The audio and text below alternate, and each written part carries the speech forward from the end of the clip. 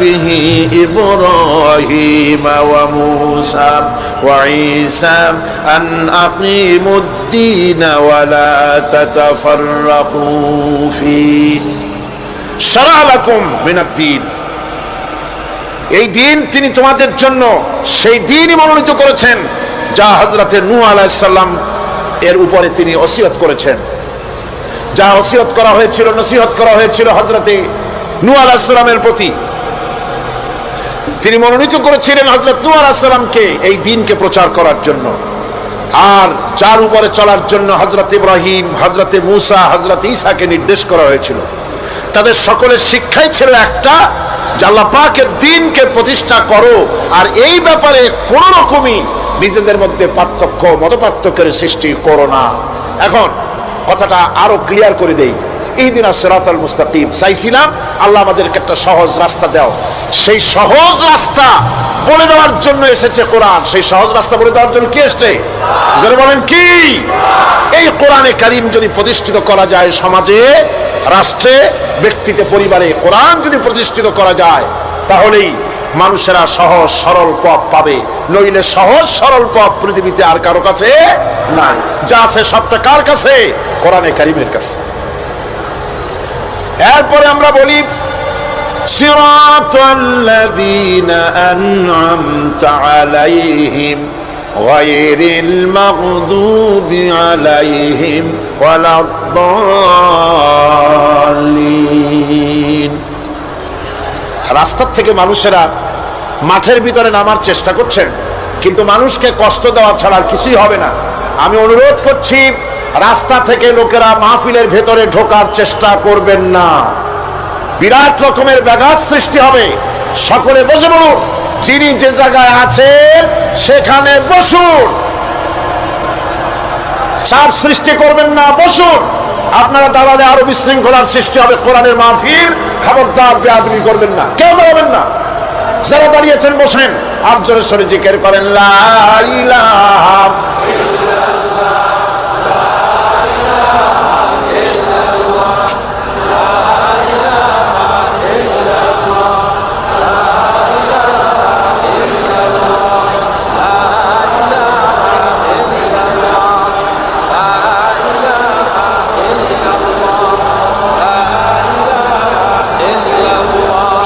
লা ইলাহা ইল্লাল্লাহ। জোরে বলেন লা ইলাহা ইল্লাল্লাহ, লা ইলাহা ইল্লাল্লাহ, লা ইলাহা ইল্লাল্লাহ মুহাম্মাদুর রাসূলুল্লাহ। আল্লাহ আল্লাহ আল্লাহ আল্লাহ আল্লাহ আল্লাহ আল্লাহ আল্লাহ।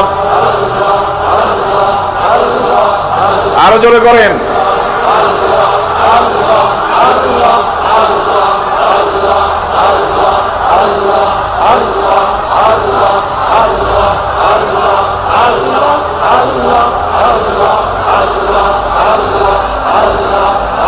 লা ইলাহা ইল্লাল্লাহ মুহাম্মাদুর রাসূলুল্লাহ। বন্ধুগণ, এত বড় বিশাল মাহফিল, পুলিশ, আর্মি কেউ এটাকে কন্ট্রোল করতে পারবে না।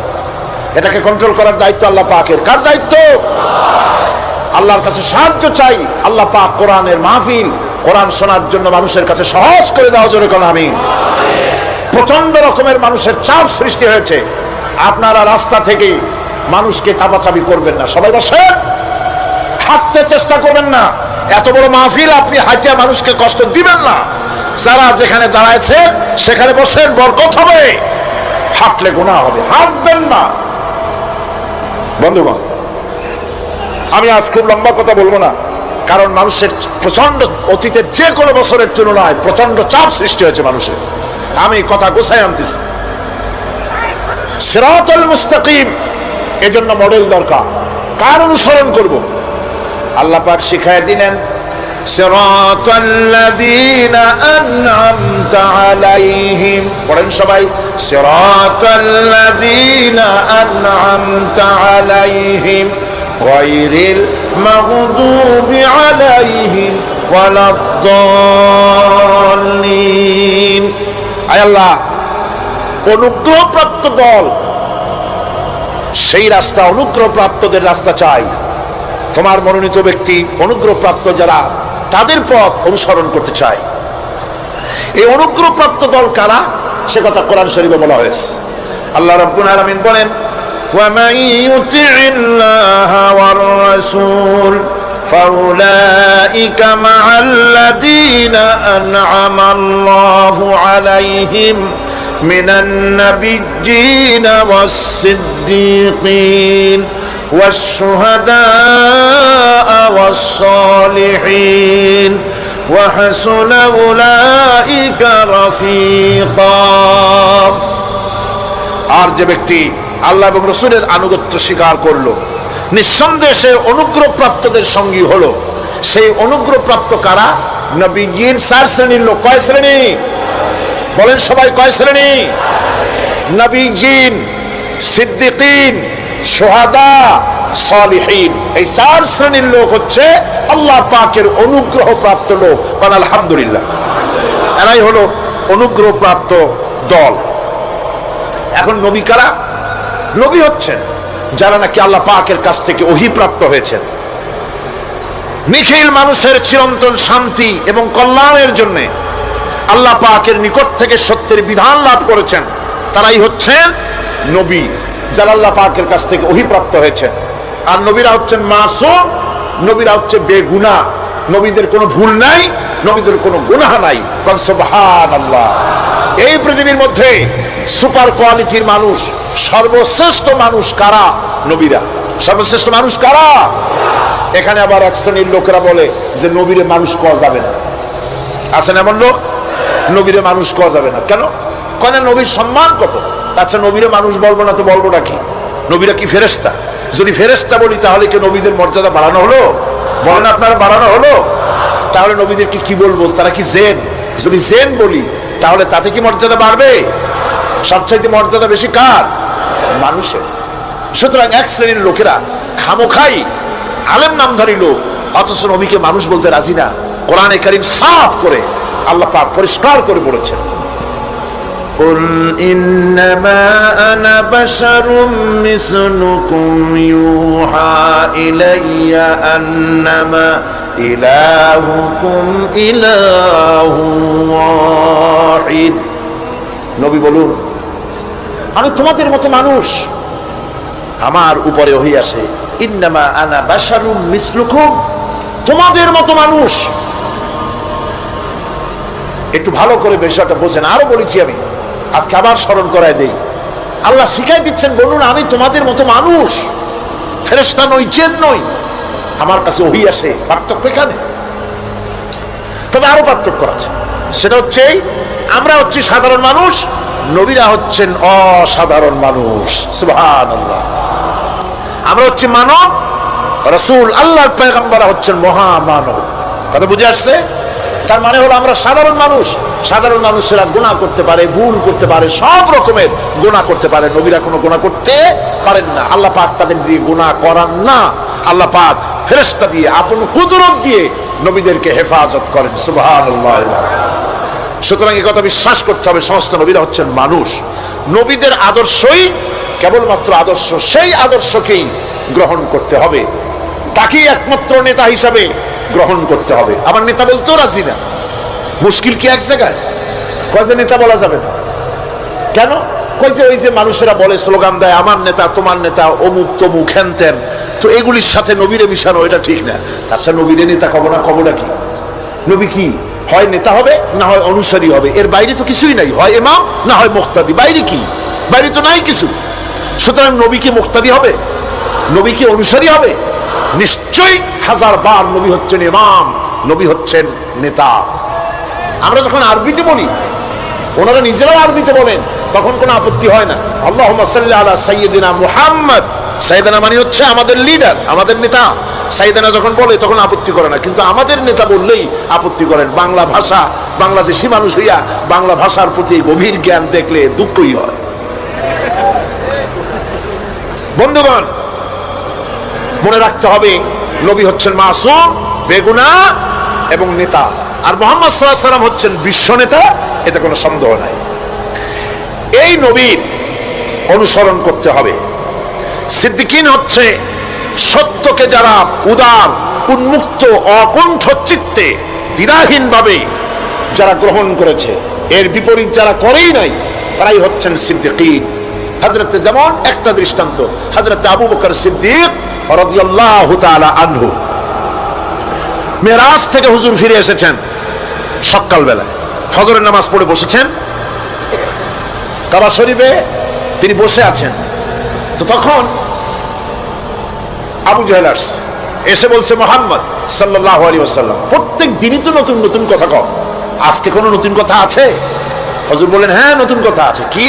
বলে, এই তো শেষ রাত্রে জিবরাইল ছিল, আমারে নিয়ে গেল বাইতুল মুকাদ্দাসে, জেরুজালেমে গিয়ে নামাজ পড়লাম, ওইখান থেকে মহাকাশ পাড়ি দিলাম, 7 আকাশ পাড়ি দিলাম, সিদরাতুল মুনতাহা গেলাম, আরশে আজিম ভ্রমণ করলাম, আল্লাহর সাথে কথা কইলাম, জান্নাত জাহান্নাম দেখলাম, তারপরে আবার এই আয়েশা নামাজ পড়িয়া তোমাদের সাথে কথা বলতেছি। আবু জাহেল কয় যে, খাইছে, যাও, মাথাটা একটু ভালো ছিল, এখন তাও সর্বনাশ হয়ে গেছে। কয়, মুহাম্মদ সাল্লাল্লাহু আলাইহি ওয়াসাল্লাম, তুমি যা বললা এই কথাটা আমি কি হুবহু মানুষের কাছে বলবো? হুজুর বলছেন, অবশ্যই বলো গিয়ে। আবু জাহেল চিন্তা করলো, দিস ইজ দ্য মোমেন্ট, এটাই হলো আসল সুযোগ পেয়ে গেছে মানুষকে বিভ্রান্ত করার জন্য। সবার আগে ছুটে চললো হযরতে আবু বকর রাদিয়াল্লাহু তাআলা আনহুর বাড়িতে, যে বলছেন, আবু বকর শুনেছো? বলে, কি? মুহাম্মদ সাল্লাল্লাহু আলাইহি ওয়াসাল্লাম এই রকমের কথা বললো, বেচারার মাথাটা যাও ভালো ছিল, শেষ। হুজুর বলছেন, আবু জাহেল, আমার রাসূল কি এরকম বলেছেন?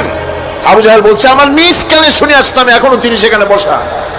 হযরত আবু বকর বলেন, আবু জাহেল, আমার আল্লাহর নবী তিনি যদি এরকম কথা বলে থাকেন, তাহলে আমি কোন সন্দেহ পোষণ করি না, অবশ্যই আল্লাহ রাব্বুল আলামিনের হাবিব যা বলেছেন তা সত্য। হযরত আবু বকর রাদিয়াল্লাহু তাআলা আনহু মসজিদে হারামে আসলেন, হুজুরকে জিজ্ঞেস করলেন, হুজুর, আবু জাহেল আমাকে এই সব কথা বললো, এগুলি কি ঠিক? হুজুর বললেন, হ্যাঁ। তিনি ঘটনা বয়ান করলেন। হযরত আবু বকর বললেন, হে রাসূল, আপনি যা বলেছেন সত্য বলেছেন, আপনার মেরাজ ঠিক হয়েছে, সঠিক হয়েছে, সন্দেহ নাই। হুজুর বলেন, আবু বকর, তুমি তো শুধু আবু বকর নও, তুমি সিদ্দিক।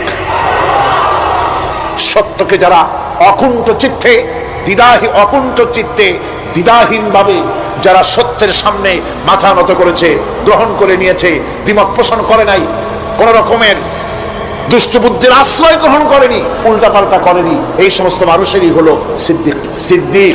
আর এদের দলকেই সিদ্দিকিন বলা হয়। তাহলে নবীয়িন, সিদ্দিকিন, এনারা হচ্ছেন নেয়ামত প্রাপ্ত। 3 নম্বরে হচ্ছে শুহাদা, সত্যকে যারা যারা সত্যের সাক্ষী দিয়েছে, সত্যের সাক্ষ্যদাতা। সত্য হচ্ছে ইসলাম। সত্য কি? ইসলাম। সত্য হচ্ছে আল্লাহ, সত্য হচ্ছে নবী, সত্য হচ্ছে কোরআন, সত্য হচ্ছে হাদিস। এই মহাসত্যকে যারা স্বীকৃতি দিয়েছে,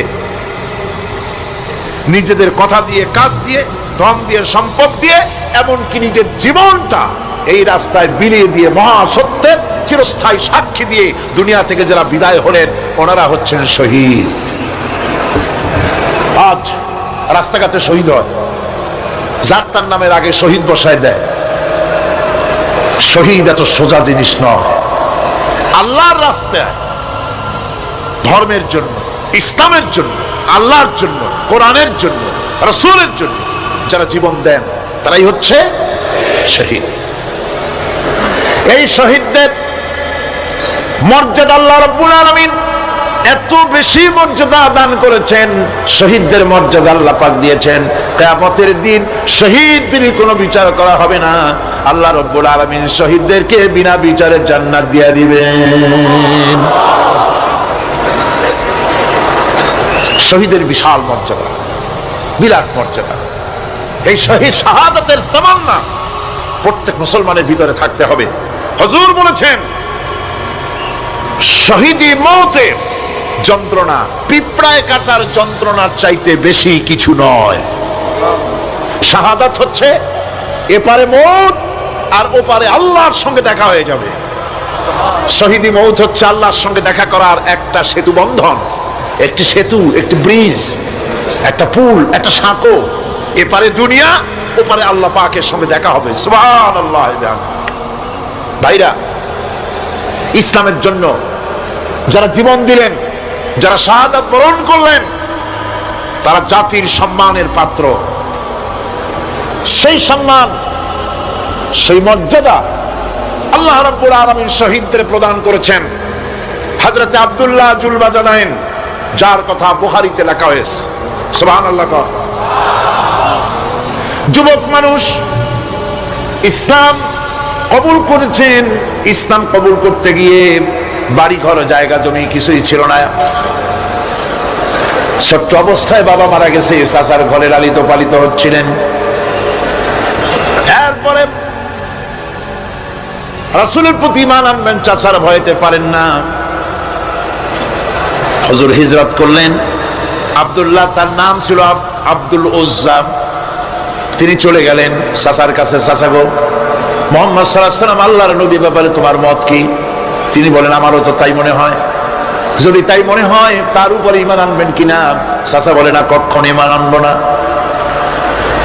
ভাতিজা বলতেছেন, চাচাজি, বছরের পর বছর ধরে অপেক্ষা করতেছিলাম, আমি আপনার অধীনে আছি বলে ইসলাম কবুল করতে পারি নাই। আমার ইচ্ছা ছিল আপনি আগে করবেন, তারপরে আপনাকে দেখা দেখি আমি করব।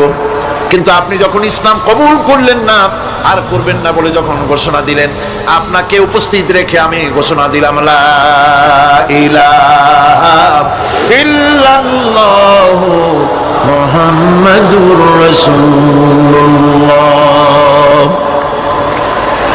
চাচা বলছে, ভাতিজা, এর পরিণাম জানো? না, জানি না। এর পরিণাম হচ্ছে তুমি আমার বাড়িতে থাকো, আমার বাড়ি ছাড়তে হবে। বললেন, রাজি আছি। উট ছাগল ভেড়া ঘোড়া যা দিছি ছাড়তে হবে। বলছে, রাজি আছে। চাচা বলছে, শুধু তাই নয়, পরনে যে লুঙ্গি আছে, গায়ে যে জামা আছে, আমার পয়সার লুঙ্গি জামা ছাড়তে হবে। ভাতিজা বলছে, ইমানের জন্য যা চাও সব ছাড়িয়ে দেব। জামা লুঙ্গি খুলে ফেলে দিয়া দিলেন।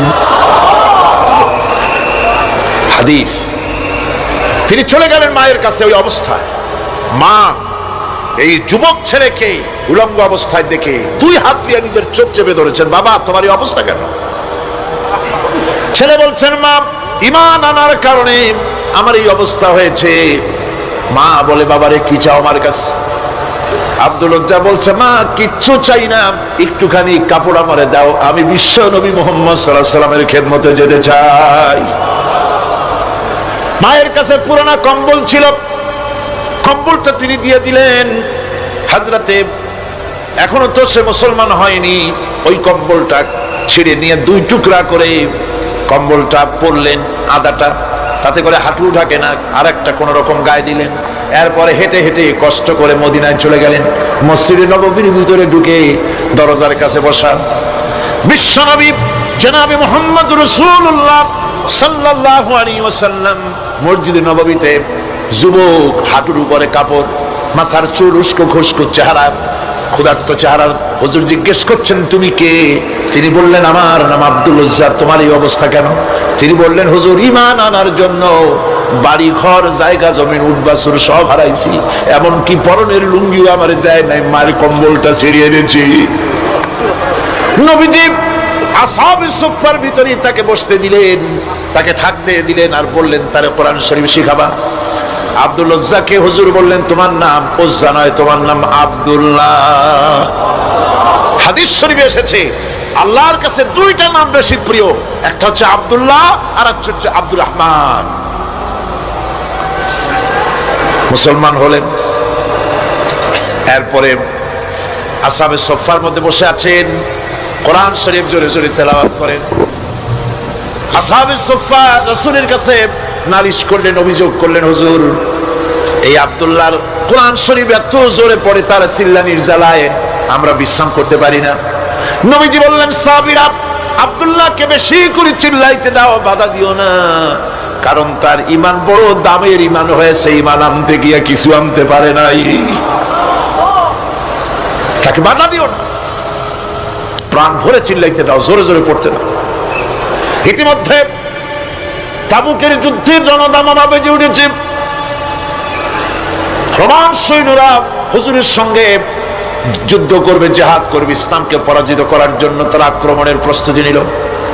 নবীজি রোমানদের সঙ্গে লড়াই হবে বলে সাহাবায়ে কিরামদের কাছে সাহায্য চাইলেন, যার কাছে যা আছে অস্ত্রপাতি জমা করো, টাকা দাও, পয়সা দাও। সবাই মিলে দিতে লাগলেন। দিতে দিতে মহিলারা গলার হাত, নাকের ফুল, কানের দুল হুজুরের সামনে স্তূপ হয়ে গেছে, টাকা কড়ি সোনা দানা সব শুদ্ধ। হুজুর বলছেন, সাহাবীরা সবাই তো সব জিনিস দিলে, আমার আবু বকররে দেখি না কেন? হযরত আবু বকর রাদিয়াল্লাহু তাআলা আনহু একটা পিলারের আড়ালে দাঁড়ানো ছিলেন। হুজুরের ডাক শুনে তিনি আসলেন, হাতে ছোট্ট একটা থলি, চোখে পানি। থলিটা হুজুরের হাতে তুলে দিলেন। হুজুর থলি ছাড়লেন, দেখা গেল কয়েকটা দিরহাম আর কয়েক কেজি গম, আর কিছু নাই। হুজুর তাকালেন, দেখছেন আবু বকর রাদিয়াল্লাহু তাআলা আনহু চোখের পানিতে দাড়ি ভিজে ভিজে পড়তেছে। হুজুর বললেন, আমার সাহাবীরা, আজ তোমরা সকলে মিলে যে দান করেছো, সেই দানের তুলনায় আবু বকর যে দান করেছে আল্লাহ রাব্বুল আলামিনের কাছে তা বেশি মূল্য হয়েছে। মনের মধ্যে অনেকের প্রশ্ন জাগলো, কেমন করে তা হলো? আমরা এত এত দিলাম। হুজুর জিজ্ঞেস করলেন, ও সাহাবী, তুমি কত দিয়েছো? বাড়ি কত আছে? তিনি বললেন, এত দিছি, এত আছে। তুমি কত দিয়েছো? কত রেখে এসেছো? প্রত্যেকে এরকম বলল। হযরতে ওসমান, হযরতে ওমর, হযরতে আলী রিদওয়ানুল্লাহ তাআলা আলাইহিম আজমাইন, তারাও বললেন, অর্ধেক এনেছি, অর্ধেক থুয়ে আসছি, 2 ভাগ এনেছি, 1 ভাগ রেখে আসছি। সব শেষে নবীজি হযরত আবু বকর রাদিয়াল্লাহু তাআলা আনহুকে প্রশ্ন করলেন, আবু বকর, তুমি কি এনেছো আর বাড়ি কি রেখে এসেছো? হযরত আবু বকর বলেন, ইয়া রাসূলুল্লাহ, ইয়া হাবিবাল্লাহ, আমার বাড়িতে জাগতিক সম্পদ বলতে যা বুঝায় সবটুকু এনে নবীজির কদম মোবারকে দান করে দিয়েছি। আবু বকরের ঘরে এখন আল্লাহ আর তার রাসূল ছাড়া কোনো জিনিস বাকি নাই, যা ছিল সব এনেছে। হুজুর জিহাদে রওনা হলেন 30,000 সৈন্য সাথে, 30 সহস্র সৈন্য নিয়ে নবীজি তাবুকের দিকে চললেন। পথের মধ্যে হযরতে আব্দুল্লাহ এসে হুজুরের সামনে দাঁড়ায় গেছেন। আব্দুল্লাহ এসে বলেন, ইয়া রাসূলুল্লাহ, একটু দাঁড়ান। এই জিহাদে মেয়ে লোক, পুরুষেরা, সাহাবীরা সবাই প্রাণ ভরে দান করলো, কিন্তু আমি এমন এক বান্দা, আল্লাহর কিছুই দিতে পারলাম না। আমার তো দেওয়ার মতো কিছুই নাই হুজুর, আমার দেওয়ার মতো কিছুই নাই। তবে আমি আপনার কাছে দোয়া চাই, আপনি দোয়া করুন, আমি যেন এই যুদ্ধে, এই জিহাদের ময়দানে আমি যেন শহীদ হতে পারি। নবীজি বললেন, একটু বাকল নিয়ে আসো গাছের। একটা গাছের বাকল আনা হলো। এই বাকলটা হুজুর নিজ হাতে আব্দুল্লাহর হাতে বাঁধা দিলেন আর বললেন, রব্বুল আলামিন, আমি আব্দুল্লাহর রক্ত কাফিরদের জন্য হারাম করে দিলাম। হযরত আব্দুল্লাহ কেঁদে জারজার হয়ে যাচ্ছেন, বলছেন, ইয়া রাসূলুল্লাহ, আমি চাইলাম শহীদ হব, আর আপনি আমার রক্তকে কাফেরদের জন্য হারাম করে দিলেন। হুজুর বলেন, আব্দুল্লাহ, এখন যদি তোমার মৃত্যু জ্বরের ভিতর হয়, আল্লাহ রাব্বুল আলামিন তোমারে শাহাদাত নসিব করে দিবেন। তাবুকের ময়দানে হুজুর চলে গেলেন। কয়েকদিন পরে খবর আসলো হুজুরের কাছে, আব্দুল্লাহ কয়েকদিন জ্বর ভোগ করে আব্দুল্লাহ মারা গিয়েছেন। হুজুর বললেন, তার জানাজার ব্যবস্থা করো, কাফন দাফনের ব্যবস্থা করো। ব্যবস্থা হয়ে গেল। রাতের বেলায় দাফন হবে। একজন লোক কবরের কাছে দাঁড়ায় টিম টিম করে একটা আলো নিয়ে দাঁড়ায় আছে, আর একজন লোক কবরের ভিতরে নেমেছেন। 2 ব্যক্তি লাশ 2 হাতে উঁচু করে নিয়ে আসতেছেন কবরের কাছে। যিনি কবরের ভিতরে দাঁড়ানো, তিনি বলতেছেন, লাশ বহন করে তোমরা যে 2 জন আনতেছো, লাশের সাথে খবরদার বেয়াদবি করো না, তোমাদের ভাইয়ের সঙ্গে আদব করো। এই বলে কবরের ভিতরে যিনি দাঁড়িয়েছিলেন, তিনি লাশটারে ধরলেন। কবরের ভিতরে দাঁড়ায় যিনি লাশ ধরেছেন, লাশকে কবরে শোয়াই দিয়েছেন, তিনি আর কেউ নন, তিনি বিশ্ব নবী মুহাম্মদুর রাসূলুল্লাহ। নিজের হাতে হযরত আব্দুল্লাহকে শোয়াই দিলেন। লাশ বহন করে যে 2 জন আনলেন, তার একজন হলেন হযরত আবু বকর, আর একজন হযরত ওমর রাদিয়াল্লাহু তাআলা আনহুমা। আর আলো নিয়ে যিনি দাঁড়িয়েছেন, টিম টিম করে জ্বলতেছেন, তিনি হযরত বেলাল। কবরের ভিতরে হযরত আব্দুল্লাহকে শুইয়ে দিয়ে উপরে মাটি দিয়ে নবীজি কবরের 2 দিকে হাত দিয়া আল্লাহ রাব্বুল আলামিনের দরবারে ফরিয়াদ তুললেন, রব্বুল আলামিন, আমি আজকে সন্ধ্যা পর্যন্ত এই আব্দুল্লাহর প্রতি রাজি ছিলাম, খুশি ছিলাম। আল্লাহ গো, তুমি আব্দুল্লাহর প্রতি রাজি হয়ে যাও। হযরত ইবনে মাসউদ রাদিয়াল্লাহু তাআলা আনহু পাশে দাঁড়ানো ছিলেন, চিৎকার দিয়ে কেঁদে কেঁদে বললেন, আয় আল্লাহ তাআলা, এই কবরের ভিতরে আজকে আব্দুল্লাহর লাশটা না হইয়া যদি আমার লাশ হতো, আমার ভাগ্যটা খুলে যেত। শহীদের মর্যাদা আল্লাহ পাকের কাছে সব থেকে বেশি। এই শহীদের পথ, নিয়ামত প্রাপ্তদের পথ, যারা নিয়ামত পেয়েছে পৃথিবীতে, নবীজিন, সিদ্দিকিন, শুহাদা, এরাই হচ্ছেন নিয়ামত প্রাপ্ত। আল্লাহর রাস্তায় জীবন দেওয়ায় যে মজা, পৃথিবীতে আর কোনো কিছুতে সেই মজা নাই। হযরত ওমর রাদিয়াল্লাহু তাআলা আনহু দোয়া করতেন, আল্লাহুম্মা রযুকনি শাহাদাতান ফি সাবিলিক ওয়াজআল মাউতি ফি বালাদি রাসূলিক। আয় আল্লাহ, তুমি আমাকে শাহাদাতের মওত আমাকে দান করো। শাহাদাতের তামান্না প্রত্যেকটি মুসলমানের ভেতরে থাকতে হবে। শহীদ হওয়া যাবে ইসলামের জন্য। সময় হয়তো আসতে পারে, হয়তো এমন সময় আসতে পারে যখন কোরআনের মর্যাদাকে টিকে রাখার জন্য, সুন্নতে নববীকে টিকে রাখার জন্য জান দেওয়া লাগতে পারে। তখন কি আপনারা জীবন দিতে পারবেন?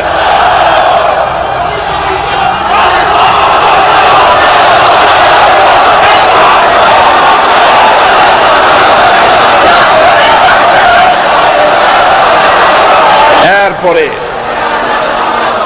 চতুর্থ নম্বরে হচ্ছে সালিহিন। চতুর্থ নম্বরে কি? সালিহিন। সালিহিন হচ্ছে জীবনের প্রত্যেকটি ক্ষেত্রে যারা একনিষ্ঠভাবে আল্লাহর বিধান পালন করেছেন, যারা পুণ্যের সাথে সুদৃঢ় থেকেছেন, যারা অটল থেকে পুণ্যের সাথে, হকের সাথে অটল থেকেছেন, কোন অবস্থাতেই ইসলামী আদর্শের বিরুদ্ধাচরণ করেনি, তারাই হচ্ছেন সালিহিন। ইসলামের আদর্শ ছাড়ে নাই, পরিত্যাগ করে নাই, জীবনের সবকিছুর বিনিময় এটাকে আঁকড়ে ধরে থেকেছেন, ইসলামী আদর্শের পরিপন্থী কিচ্ছু করেন নাই। এরা হচ্ছেন সালিহিন। কোন আলহামদুলিল্লাহ। আল্লাহর অনুগ্রহ প্রাপ্ত কয় শ্রেণী? 4 শ্রেণী। নবীজিন, সিদ্দিকিন, শুহাদা, সালিহিন। এই 4 শ্রেণীর লোকেরাই হচ্ছে নিয়ামত প্রাপ্ত।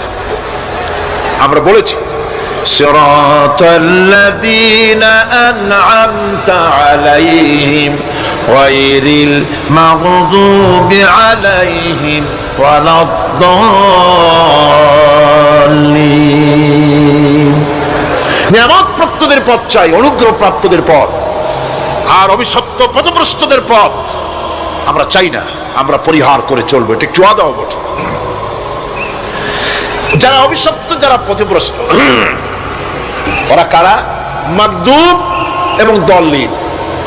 মাগদুব হচ্ছে অভিশপ্ত, দল্লিন হচ্ছে পথভ্রষ্ট।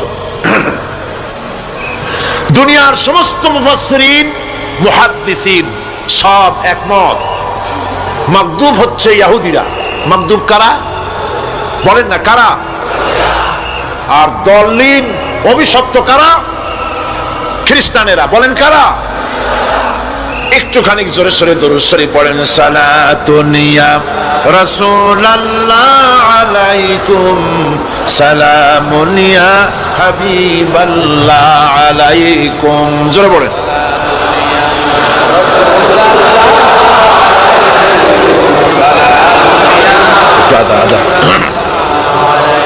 সালাতুন ইয়া রাসূলুল্লাহ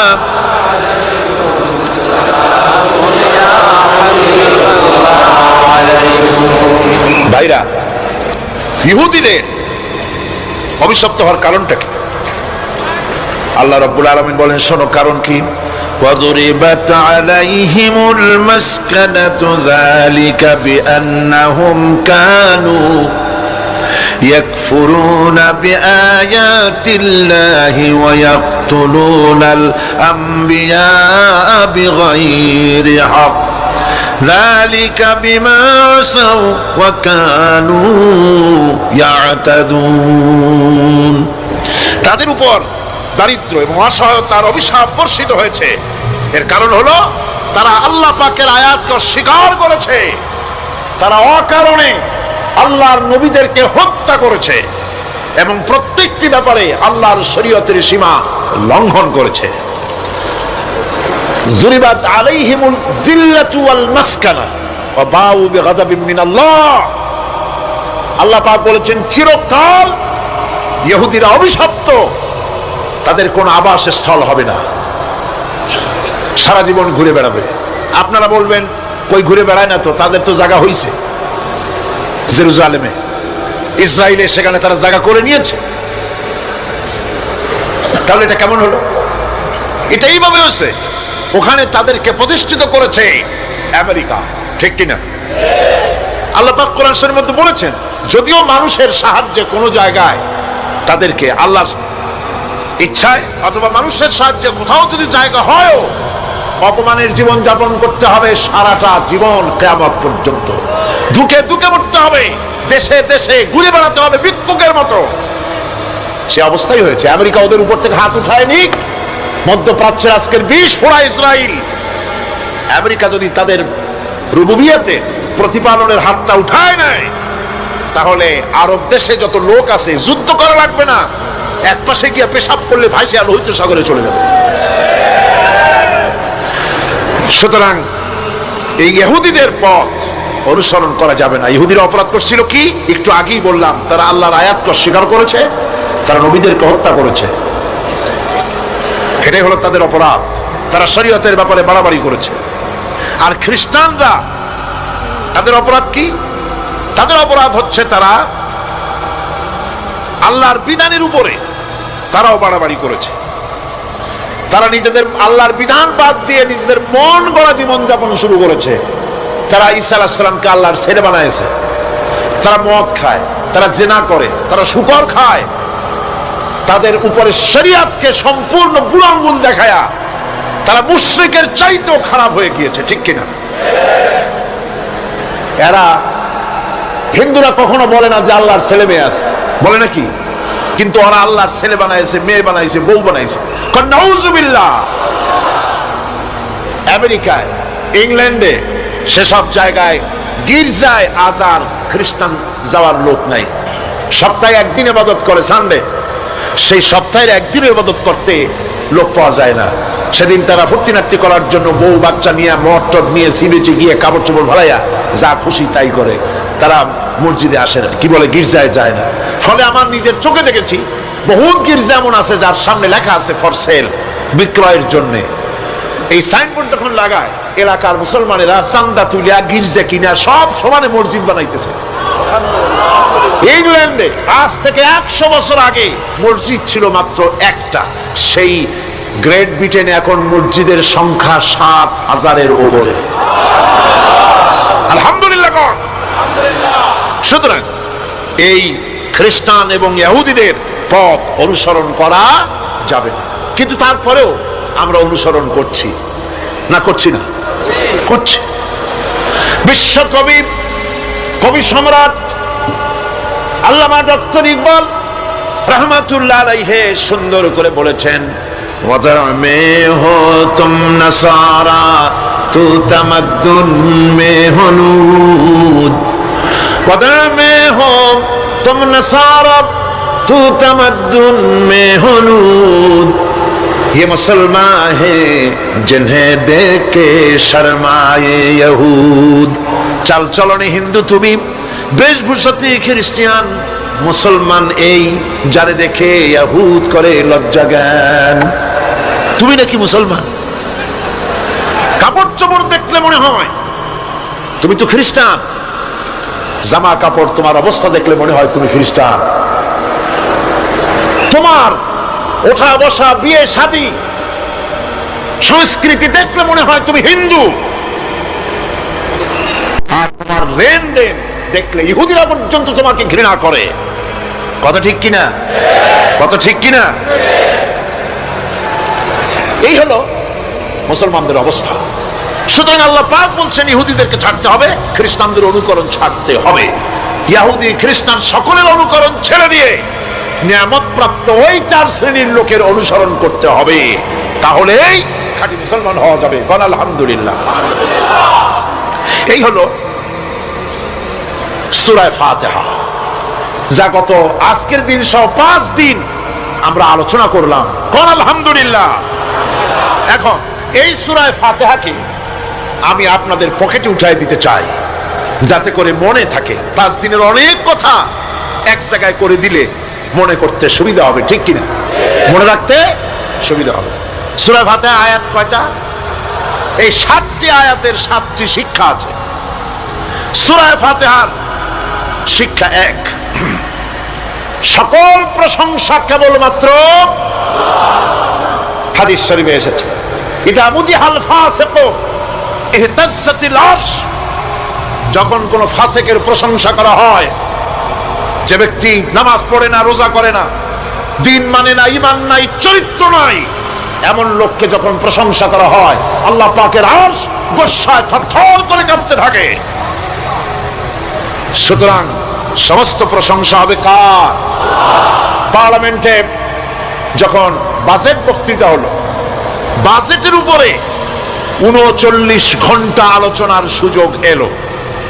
আমি দেখলাম প্রত্যেকেই আলোচনার সময় বলছেন, আমি স্মরণ করছি সহস্র বছরের অমুক, শ্রেষ্ঠ অমুক, আমার নেতা অমুক, এভাবে বলছে। প্রত্যেকেই দাঁড়িয়ে বলছে, আমি স্মরণ করি অমুক আর তমুক। আমি খুব চিন্তায় পড়ে গেলাম, আহারে, পৃথিবীর দ্বিতীয় বৃহত্তম মুসলিম দেশ, আমার আল্লাহর নাম উঠছে না। আমি সময় পেলাম 25 মিনিট।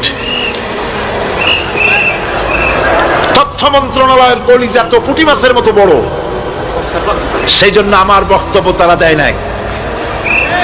ওই 25 মিনিটে আমি যে আলোচনা করেছি, আমি প্রথম দাঁড়ায়া আমার তৃপ্তি, মনে হয় এই রকমের তৃপ্তি আমার কখনো নিকট বর্তমানে কোনদিন হয়েছে কিনা আল্লাহ জানে। ওই দিন আমি যা তৃপ্তি পেয়েছি, আমি দাঁড়িয়ে বললাম নাহমাদু নুসাল্লি আলা হামদু সানা কুইয়া, তারপরে বললাম আমি স্মরণ করছি হৃদয়ের সবটুকুন আবেগ উজাড় করে, জীবনের সব শ্রদ্ধা একত্রিত করে আমি স্মরণ করছি।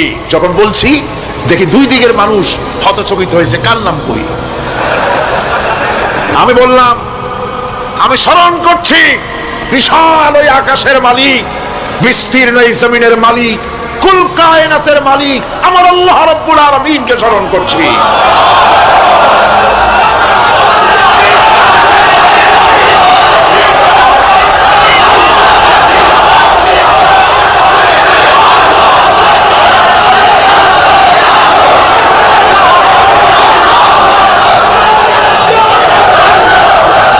সুতরাং আমি দারুণ তৃপ্তি পেয়েছি। আপনাদেরকেও বলি, প্রশংসা হবে কেবলমাত্র আল্লাহ পাকের। প্রশংসা কার? আর প্রশংসা হবে বিশ্ব নবী জনাব মুহাম্মদ রাসূলুল্লাহ সাল্লাল্লাহু আলাইহি ওয়াসাল্লাম। চিৎকার মেরে সারা জীবন আল্লাহ এবং রাসূলের প্রশংসা করতেই ইনশাআল্লাহ আমাদের করতে হবে, মুসলমানদের তাই। আর প্রশংসা করব যারা আমার রাসূলের, আল্লাহর হুকুম মানে আর আমার রাসূলের অনুসরণ অনুকরণ যারা করে, তারা আমাদের সম্মানের পাত্র, আলহামদুলিল্লাহ। 2,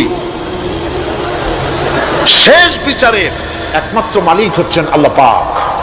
সূরা ফাতিহার 2য় শিক্ষা, শেষ বিচারের দিন, ডে অফ জাজমেন্ট, শেষ বিচারের দিনের মালিককে? একচ্ছত্র অধিপতি আল্লাহ রাব্বুল আলামিন। যেদিন কেউ কথা বলতে পারবে না আল্লাহ পাকের নির্দেশ ছাড়া, সেই হাসরের মাঠের একচ্ছত্র মালিক আল্লাহ পাক।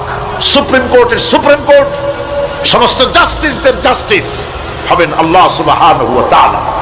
এটা হলো 2য় শিক্ষা, মনে রাখতে হবে। সেদিন আল্লাহ পাক তিনি বিচার করবেন, কঠিন বিচার হবে সেদিন, এটা মনে রাখতে হবে। 3 নম্বরের শিক্ষা হচ্ছে সূরা ফাতিহার শিক্ষা নাম্বার 3, জীবনের সকল ক্ষেত্রে গোলামি, আনুগত্য, দাসত্ব একমাত্র কেবলমাত্র শুধুমাত্র আল্লাহ রাব্বুল আলামিনের। গোলামি কার হবে? চিল্লায়া বলেন, কার হবে? 3। 4 নম্বরে সাহায্য চাইতে হবে কেবলমাত্র কার কাছে? আল্লাহ পাকের কাছে। 5, হেদায়েতের গ্রন্থ হিসাবে গ্রহণ করতে হবে আল্লাহ পাকের কোরআনে কারীমকে। 6, অনুসরণ করতে হবে কেবলমাত্র নবীয়িন, সিদ্দিকিন, শুহাদা, সালেহিনদেরকে। 7, জীবনের সকল স্তর থেকে ইহুদি এবং নাসারাদের প্রভাব মুক্ত করতে হবে নিজের জীবনকে। ইহুদি, নাসারা, আল্লাহ বিরোধী যারা মুশরিক, নাস্তিক, মুরতাদ, এই সবগুলি থেকে নিজেকে মুক্ত করতে হবে। গোলামি হবে কেবলমাত্র আল্লাহ পাকের। আর এইভাবে 7টি আয়াতের 7টি শিক্ষা আপনাদের সামনে পেশ করলাম। আল্লাহ রাব্বুল আলামিন এগুলি যেন মানার তৌফিক আমাদের দেন, আমরা বলি আমিন। আর জোরে বলেন আমিন। বন্ধুগণ, গায়রিল মাগদুবি আলাইহিম ওয়ালাদ-দাল্লিন আমরা পড়ি, ইহুদি এবং খ্রিস্টানের পথ অনুসরণ করব না বলি, কিন্তু এই তো 1 জানুয়ারি আসতেছে। 1 জানুয়ারি 1997 সন, 31 ডিসেম্বর রাত 12টা 1 মিনিটের সময় বাংলাদেশের শহর সমূহে বাজি পোড়ানো শুরু হয়। কথা ঠিক কিনা? আমি জিজ্ঞেস করতে চাই, এটা কি খ্রিস্টানের দেশ? জোরে বলেন, এটা কি খ্রিস্টানের দেশ? অবশ্য আমাদের দেশে খ্রিস্টান, হিন্দু, বৌদ্ধ যারা আছে তারাও আমাদের নাগরিক, সন্দেহ নাই। কিন্তু এই দেশ হচ্ছে পৃথিবীর 2য় বৃহত্তম মুসলিম দেশ। খ্রিস্টানেরা নববর্ষ উদযাপনের জন্য বাজি পোড়া, ফুর্তি করুক, যা বললায় তাই করুক, কিন্তু একজন মুসলমান এই নববর্ষ উদযাপনের জন্য বাজি পোড়াতে পারে না, বোমা ফুটাতে পারে না, ফুর্তি করতে পারে না। মানে নাই, জাস্টিফিকেশন নাই। এটা যদি করা হয় আপনি খ্রিস্টানদের গোলামি করছেন, এটাই প্রমাণিত হবে। 1 বৈশাখ নববর্ষ উদযাপন করা হয় আমাদের দেশে। আজ 2-4 বছর ধরে শুরু হয়েছে 1 বৈশাখ উদযাপন করা। 1 বৈশাখে সকালবেলায় বাসন্তী রঙের শাড়ি পরে সারা রাত রাস্তায় আলপনা এঁকে রমনা লেকের পাশে গিয়ে যুবতী আর যুবকরা বাসন্তী রঙের শাড়ি পরে সূর্য উদয়ের পানে করজোড়ে সেদিকে তাকিয়ে বলে, এসো হে নব বৈশাখ স্বাগতম হে। বৈশাখ বলে, বাবাজিরা আমারে ডাকতেছো? ওয়েট এন্ড সি, অপেক্ষা করো, আসতেছি। যে বৈশাখকে ডাকা হলো, স্বাভাবিক বৈশাখ কাল বৈশাখী রুদ্র রূপ ধারণ করে 180 মাইল স্পিডে এসে বাড়ি ঘর কল কারখানা ভাঙ্গা জনমের মতো স্বাগতম হে।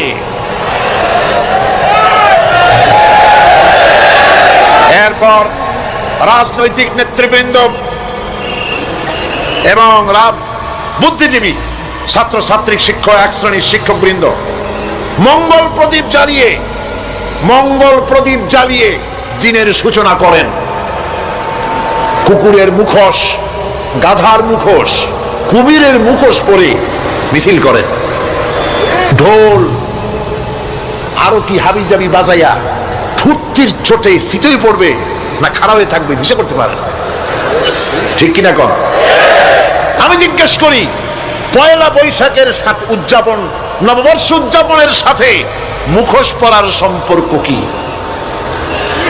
গরু আর গাধার শুকরের মুখোশ পরে আপনি কি বুঝাতে চান যে নতুন বছরটা জাতির সাথে গাধার মতো ব্যবহার করবেন অথবা কুকুরের মতো?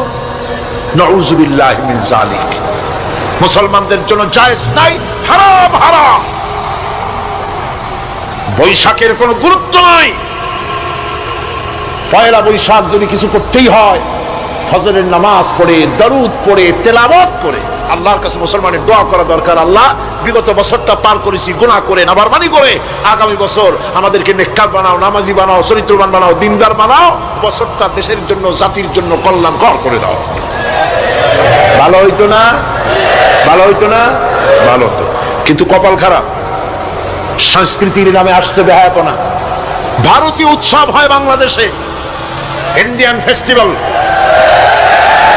আমি প্রশ্ন করতে চাই সরকারের কাছে, বাংলাদেশের উৎসব ভারতে হয় কিনা? যদি বাংলাদেশের উৎসব ভারতে না হয়, বাংলার মাটিতে ভারতের উৎসব কেন?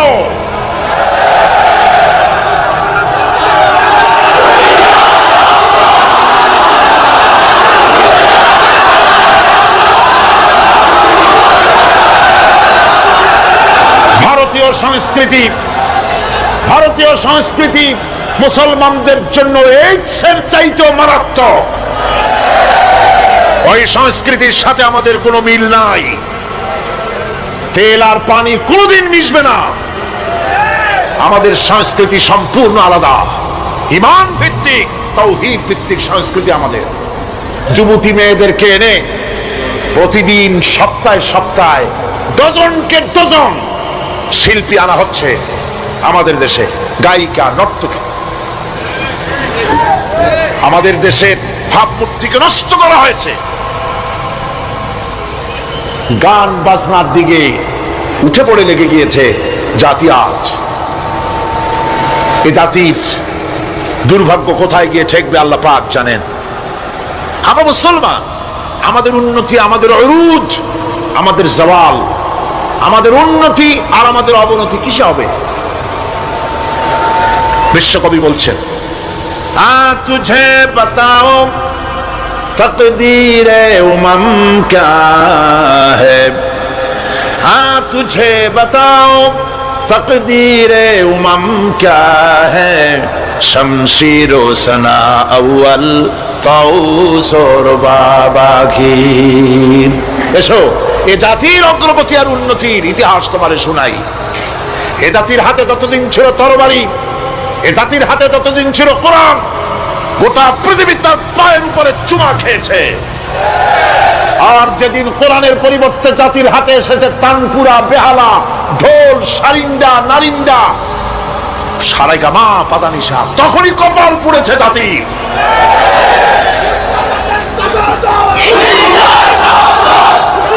আজ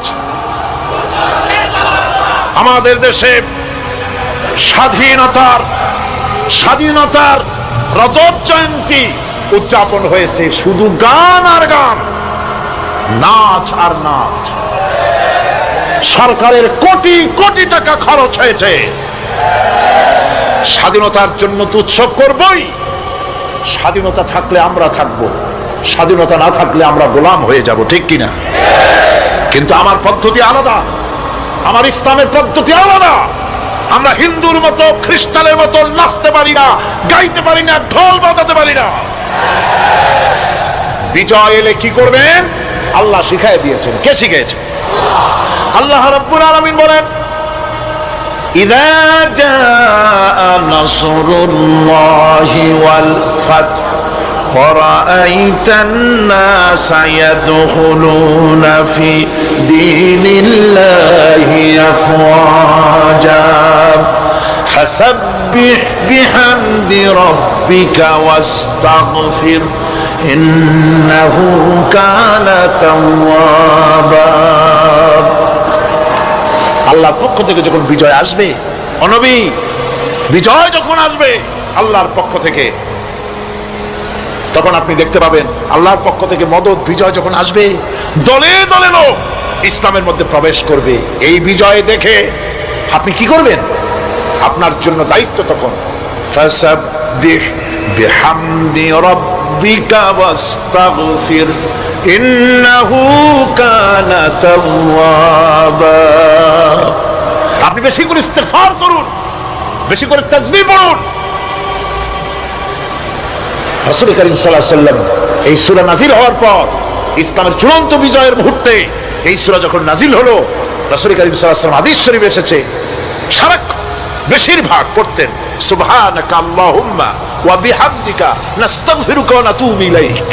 সুবহানাকা পড়েন, সুবহানাকা আল্লাহুম্মা ওয়া বিহামদিকা নাস্তাগফিরুকা ওয়া নাতুবু ইলাইক। রাসূল করিম সাল্লাল্লাহু আলাইহি ওয়াসাল্লামকে হযরত আয়েশা সিদ্দিকা রাদিয়াল্লাহু তাআলা আনহা জিজ্ঞেস করেছেন, হুজুর আপনি এখন এই দোয়াটা এত বেশি বেশি করতেছেন কেন?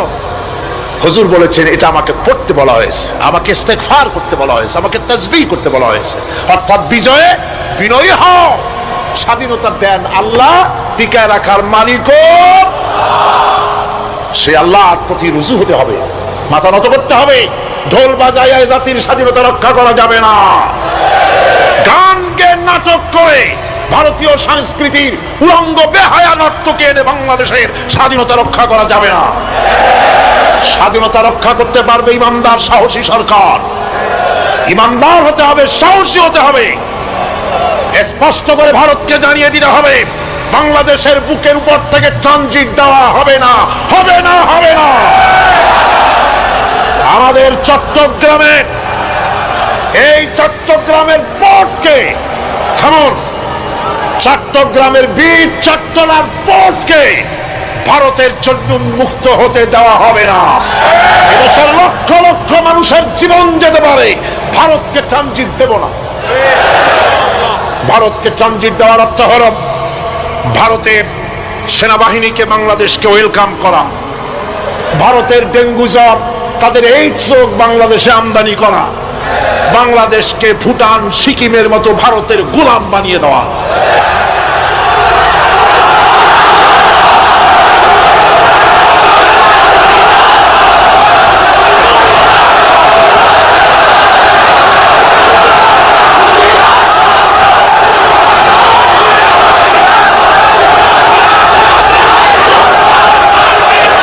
বন্ধুগণ, বন্ধুগণ, আমি বলতেছিলাম থামুন।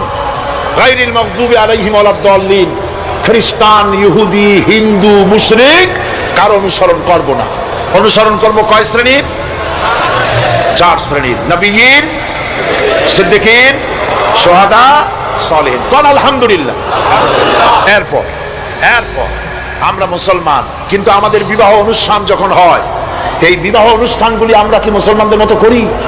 জবাব চাই, করি? আপনারা যে হলুদ অনুষ্ঠান করেন, শরীয়তের কোন জায়গায় আছে? এই হলুদ অনুষ্ঠান হিন্দুদের কাছ থেকে আমদানি হয়েছে। একটা হলুদ অনুষ্ঠানে যা খরচ হয় তা দিয়ে 6টা বিয়ে করানো যায়। সুতরাং আজ থেকে তওবা করুন, আমরা আর হলুদ অনুষ্ঠান করব না। রাজি আছেন? রাজি আছেন? বিবাহের নামে অপসংস্কৃতির জায়গা আমরা করে দিতে পারি না।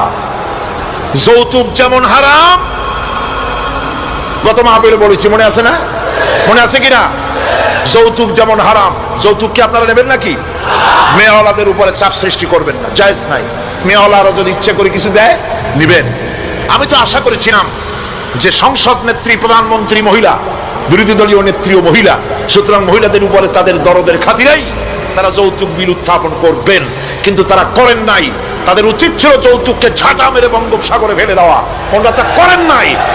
কিন্তু আমি ইনশাআল্লাহ সংসদে যৌতুক বিল জমা দেব, ইনশাআল্লাহ।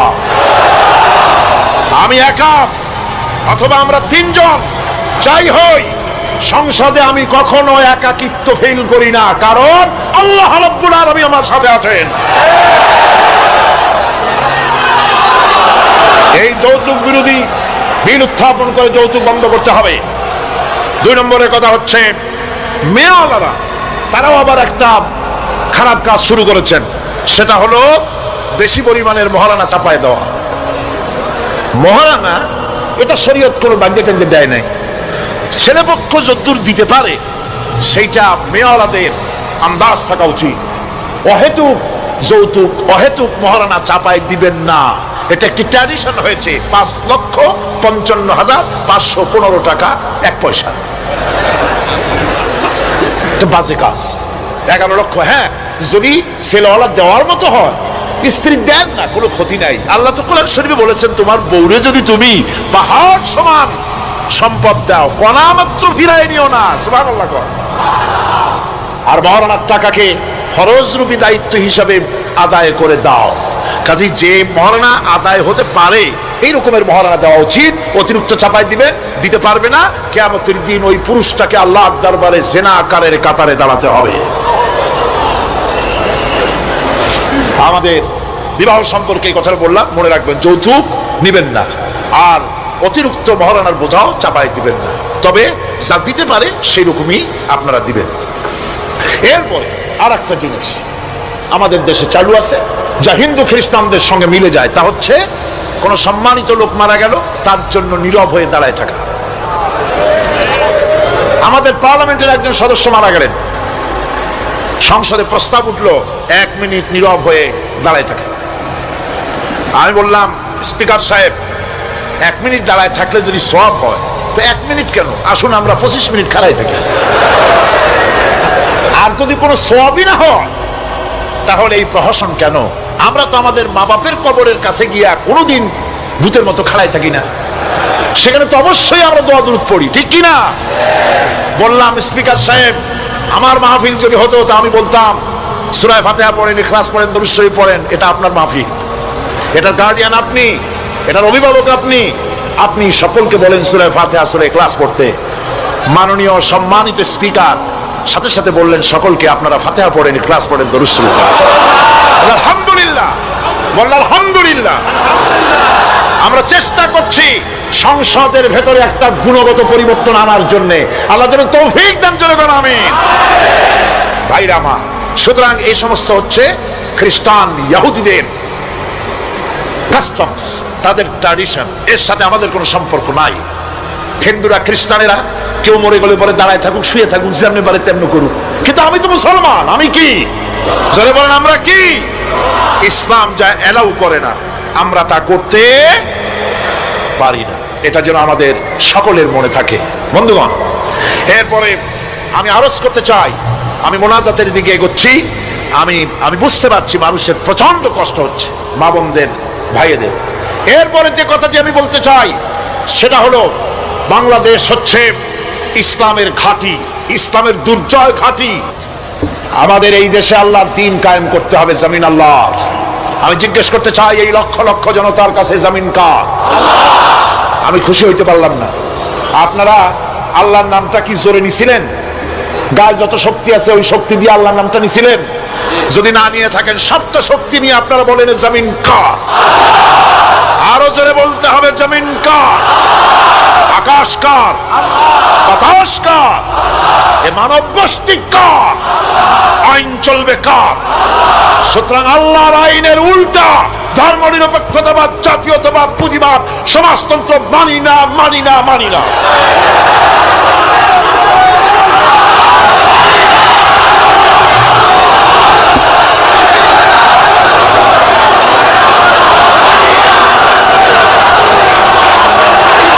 আল্লাহর এই জমিনে, সরে যাও, আল্লাহর এই জমিনে প্রয়োজন হচ্ছে আল্লাহর দ্বীন প্রতিষ্ঠার জন্য ঐক্যবদ্ধ প্রচেষ্টা।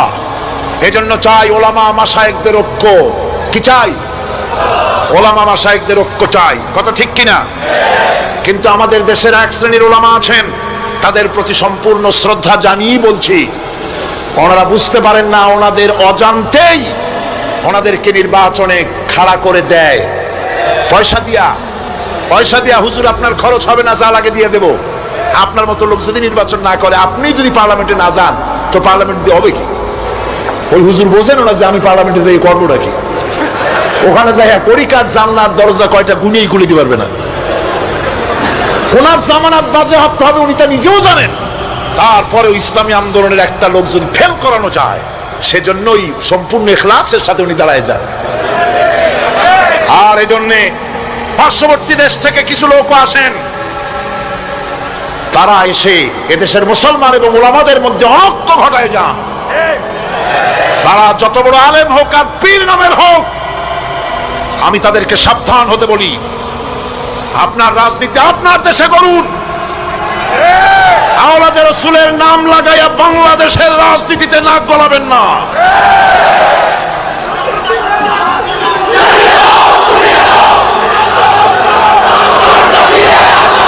ওলামাদের এক হতে হবে। আমি ওলামায়ে কেরামদের খেদমতে আরজ করি, যদি এক আমরা না হতে পারি, দ্বীন প্রতিষ্ঠা হবে না। কিয়ামতে আল্লাহর কাছে দায়ী হতে হবে। জনগণের কোনো দোষ নাই। জনগণের দোষ আছে?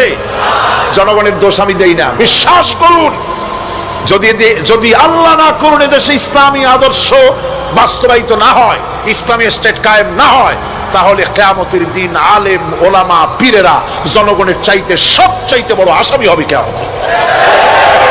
আল্লাহ পাক এই জাতির ওলামাদের, এই জাতির রাহবারদেরকে ঐক্যবদ্ধ হওয়ার তৌফিক দান করুন। ওনারা যত ফতোয়া দেন, সমস্ত ফতোয়া ইসলামী আন্দোলনের বিরুদ্ধে। মদখোরের কাছ থেকে টাকা নিতে আপত্তি নাই, নিজের মঞ্চে জেনাকার খুনি মদখোরকে নিয়ে এক প্ল্যাটফর্মে বসে বক্তৃতা করতে আপত্তি নাই, কিন্তু ইসলামী আন্দোলনের লোককে মঞ্চে জায়গা দেয় না। সমস্ত ফতোয়া ইসলামী আন্দোলনের বিরুদ্ধে তারা দেন। আমি তাদেরকে অনুরোধ করব, আসুন, ঐক্যবদ্ধ হওয়া ছাড়া পথ নাই আল্লাহর দ্বীন প্রতিষ্ঠার জন্য। আর মনে রাখবেন, আপনারা যে ষড়যন্ত্রের শিকারে পরিণত হয়েছেন, যদি দ্বীন প্রতিষ্ঠা না হয়, আর তারা যে স্বপ্ন দেখছে, ইন্ডিয়া এবং তার অনুসারীরা নাস্তিকরা যে স্বপ্ন দেখছে, তা যদি বাস্তবায়িত হয়, কে জামাত করে, কে শিবির করে, কে ফুরফুরার মুরিদ, কে সরসিনার মুরিদ, কে অমুক ইন্ডিয়ার পীর সাহেবের মুরিদ, পাকিস্তান পীর সাহেবের মুরিদ, এইগুলা তালাশ করা হবে না। হবে? ওই যে রাশিয়া এসে ঢুকছিল কোথায়, আফগানিস্তানে, সেইখানে সব আলেম ওলামারা জঙ্গলে যাইয়া এক হইল। ওই যে একজন বলছিল যে আমি গেলাম, আমার ছেলে গেল তার মামু বাড়ি, মাইয়া গেল তার নানা বাড়ি, বউ গেল তার বাপের বাড়ি, আমি গেলাম আমার শ্বশুর বাড়ি, যাই দেখি সব এক জায়গায়। এই লোকগুলি আলেম ওলামা পীর বুজুর্গ সব কিয়া পাহাড়ের মধ্যে এক জায়গায় হয়েছে। হায় হায়, সুন্নি কড়া সুন্নি, গোলাপি সুন্নি, ওহাবি ঠান্ডা সুন্নি, তারপরে দেওবন্দি, সব এক জায়গায়। হায় হায়, কি সর্বনাশটা করলাম। যদি ঐক্য থাকতাম তাহলে কে আলাসি আমাদের উপরে হামলা হতে পারতো, করতে পারতো? চোখের পানি ফেললো, কানলো, একে অপরকে জড়াই ধরলো। তখন অনেক সর্বনাশ হয়ে গেছে, অনেক জীবন দিতে হয়েছে এই ঐক্যের পর। তারপরে আল্লাহ মেহেরবানি করেছেন তওবা করার কারণে। কিন্তু আমাদের দেশে অনৈক্যের কারণে, আল্লাহ না করুন, যদি এখানে ইসলামের দুশমন যারা, আজ তো তারা রেডিওতে বসে আছে, আজ তো তারা টিভিতে বসে আছে, আজ তো তারা নাটক তৈরি করে, আজ তারা সিনেমা তৈরি করে। गुलिस्तान के हर शाख पर उल्लू बैठे हैं, फिर अंजाम गुलिस्तान क्या होगा। ফুল বাগিচার ডালে ডালে হুতুম পেচারা বসে আছে, এ ফুল বাগানের অবস্থা কি হবে? নাস্তিক, মুরতাদ, বেঈমান সব এগুলিকে দখল করে আল্লাহর দ্বীনকে বুড়ো আঙ্গুল দেখাবার প্রচেষ্টা চালাচ্ছে। যদি তাদের স্বপ্ন কামিয়াব হয়, তাহলে মনে রাখবেন, ওই কাবলির মতো, যে কাবলি এসে দেখছিল যে বাঙালি ছেলে, বাংলাদেশি ছেলে, সে জাম খেতেছে, জিজ্ঞেস করছে তুম সব ক্যা খায়া করতে হো? বলছে হাম সব জাম খায়া করতে হ্যাঁ। কাবলি বলছে হাম খা सकते हैं तो क्यों नहीं, जरूर तशरीफ लाइए दरख्त पर और मजे से खाइए। আসেন, গাছে ওঠেন, জমের খাওয়া খান। কাবলি উঠছে, এখন ও তো আর বোঝে না যে কোনটা ভালো লাগবে।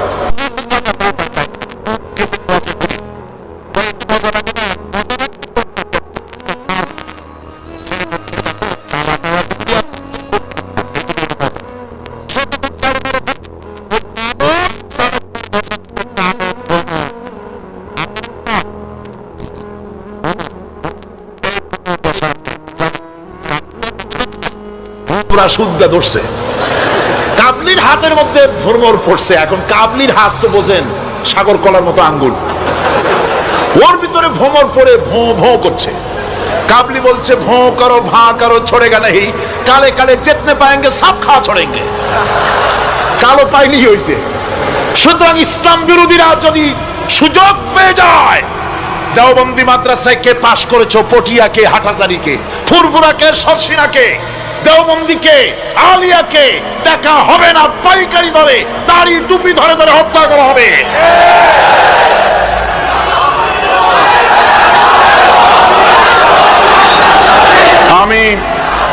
আমি অত্যন্ত বিনীতভাবে চট্টগ্রামের তাফসীরের কোরআন মাহফিলের পক্ষ থেকে গোটা দেশবাসীকে আহ্বান জানাই, আলেম ওলামাদের প্রতি বলি, আপনাদের পায়ে ধরি, ওলামা হযরত, পীর সাহেব কেবলারা, আপনাদের পায়ে ধরি, আল্লাহর রাস্তে ঐক্যবদ্ধ হন, ইসলামী আন্দোলনের বিরুদ্ধে ফতোয়া দিবেন না।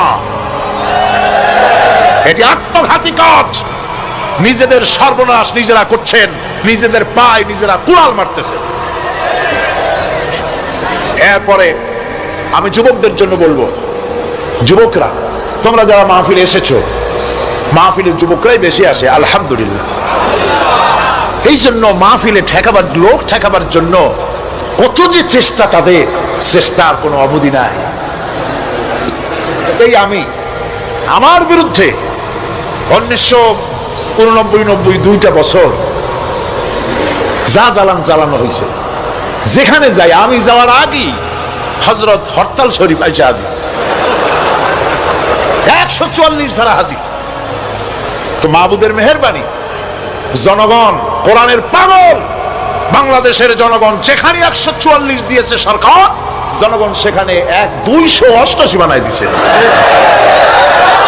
এক পত্রিকায় দেখলাম সেখানে লিখেছে হরতালও সফল, তাফসিরও সফল। তা আবার কেমনে? তারপরে দেখলাম উনি নিজেই লিখছেন, তিনি আবার এখনকার সরকারের একজন মন্ত্রীও, প্রতিমন্ত্রী। তিনি লিখছেন সেখানে যে সাইদি যেখানে যায় হরতালের ডাক দেওয়া হয়। তো হরতালের ডাক দেওয়া হলো পরে স্কুল বন্ধ, কলেজ বন্ধ, মাদ্রাসা বন্ধ, দোকানপাট বন্ধ, কারখানা বন্ধ। সন্ধ্যার দিকে কারো কোনো কাজ নাই, সব তাফসিরে হাজির। তো দুটোই সফল হলো। কোরআনের পাগল থেকে, কোরআনের পাগলদেরকে কোরআন থেকে বঞ্চিত করা, দূরে রাখা ওদের সবচাইতে বড় ভয়। বুড়ারা ওরাই যাবে মাহফিলে, যুবকরা যায় কেন? ওদের চিন্তা যে আমাদের পুকুরের জিয়ানো মাছগুলি সব তো নিয়ে গেল, ঠেকাইতে পারবে না। এই যুবকদের শরীরের ভিতরে রক্ত কার? না না, আল্লাহর রক্ত না, আন্দাজে কথা কইেন না। এই যুবকদের মধ্যে রক্ত হিন্দুর রক্ত নাই, সূর্য সেনের এক ফোঁটা রক্ত নাই, রবীন্দ্রনাথের রক্ত নাই। এ কোটি কোটি মুসলমান যুবকের ভেতরে রয়েছে শাহ মখদুম, শাহ আমানতের রক্ত, হাজী শরিয়তুল্লাহর রক্ত রয়েছে, হাজী নিসারউদ্দিনের রক্ত, তিতুমীরের রক্ত রয়েছে। সুতরাং এই মুসলমান যুবকদেরকে ইসলামের রাস্তা থেকে সরিয়ে দেওয়া যাবে না। যুবকদের বলি, আল্লাহর দ্বীন কায়েমের জন্য ঐক্যবদ্ধ হতে হবে। বাংলাদেশ আল্লাহর জমিন, কোরআনের আইন এখানে প্রতিষ্ঠার জন্য যুবকদের বলি, ইসলাম শেখো, কোরআন শেখো, চরিত্র বানাও। When character is lost, everything is lost. চরিত্রই যখন হারাবে, তখন তোমার কাছে হারাবার মতো আর কোনো জিনিস বাকি থাকবে না। চরিত্রকে বলবৎ রাখবে। চরিত্র হলো সবচাইতে, মানুষ হওয়ার জন্য চরিত্র শ্রেষ্ঠ জিনিস। এই চরিত্রকে তোমরা হেফাজত করবে, 5 ওয়াক্ত নামাজ পড়বে, সত্যবাদীদের সাথে থাকবে। যারা ইসলামের আন্দোলন করে তাদের সাথী হও, তাদের কর্মী হও। আল্লাহ রাব্বুল আলামিন তোমাদেরকে যুগের খালিদ বিন ওলীদ আল্লাহ বানায় দিবেন। আমি তো বিশ্বাস করি এই যুবকদের হাতে ইসলামের পতাকা উড়বে বাংলাদেশে ইনশাআল্লাহ।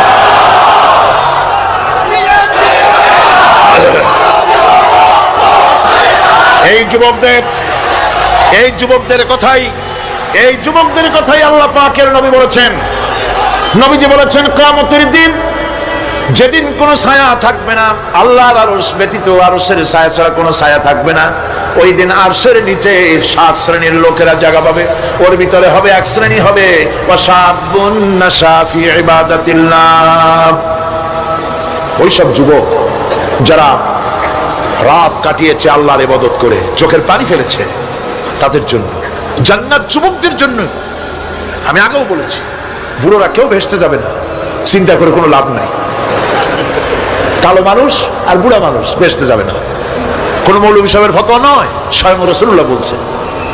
এখন তো বুড়ো মানুষেরা মহা মুসিবতে পড়ছেন, আমিও আপনাদের দলে, চিন্তার কারণ নাই।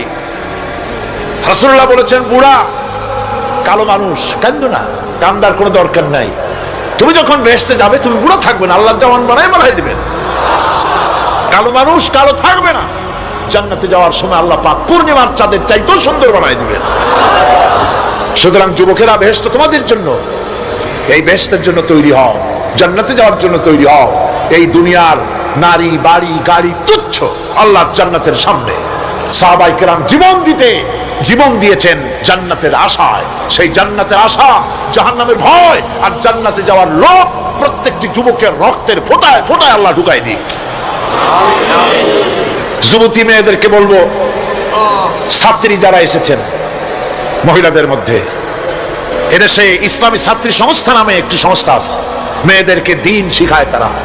যেখানে মেয়েরা তাদের সতীত্ব বজায় রাখতে পারে না, দ্বীন শিখতে পারে না, সেখানে কলেজে, বিশ্ববিদ্যালয়, হাই স্কুলে ইসলামী ছাত্রী সংস্থা একটা নিয়ামত। জোরে কোন আলহামদুলিল্লাহ। সব ভাইদেরকে আর মায়েদেরকে বলবো, আপনারা আপনাদের মেয়েদেরকে ছাত্রী সংস্থার সাথে দ্বীন শেখার জন্য, ইমান শেখার জন্য, চরিত্র শেখার জন্য আপনি তাকে দিয়ে দেন। 1 বছর 6 মাস পরে ওই মেয়েকে দেখলে আপনার চোখ ঠান্ডা হয়ে যাবে। আলহামদুলিল্লাহ, দিনদার হবে, নামাজি হবে, পরিষ্কার। তারপরে যুবকদের কথা বললাম, যুবতী মেয়েদের কথা বললাম। এখন বলবো সরকারি অফিসারদের কথা। সরকারি অফিসার অফিসার যারা, প্রশাসনিক দায়িত্বশীল যারা, তারা হচ্ছেন আমাদের সবচেয়ে নিকটতম, তারা জনগণের খেদমত করছেন। আলহামদুলিল্লাহ, সকলে কোন আলহামদুলিল্লাহ। আমি দোয়া করি তাফসীরের মাহফিলের পক্ষ থেকে সরকারি অফিসার যারা, ম্যাজিস্ট্রেট আছেন, জজ আছেন, ডিসি আছেন, এনডিসি আছেন, এডিসি আছেন, টিএনও আছেন, সর্বস্তরে সচিব থেকে শুরু করে দারোগা পর্যন্ত সর্বস্তরের প্রশাসনিক দায়িত্বশীল ব্যক্তিবর্গকে আল্লাহ রাব্বুল আলামিন ঈমান যোগ্যতার সাথে সরকারি দায়িত্ব পালনের তৌফিক দিন। তবে একটা কথা বলবো, আপনি যে দায়িত্বে আছেন, আপনি সরকারকে খুশি করার জন্য অবৈধ কাজে লিপ্ত হবেন না। আপনার বিবেক যদি বাধা দেয়, বিবেককে ফাঁকি দিয়ে অন্যায় কাজে হাত দিবেন না। এক শ্রেণীর লোক আছে, যে সরকার আছে সেই সরকার কি বলে, আপনার জন্য আমরা তো অপেক্ষা করতেছিলাম।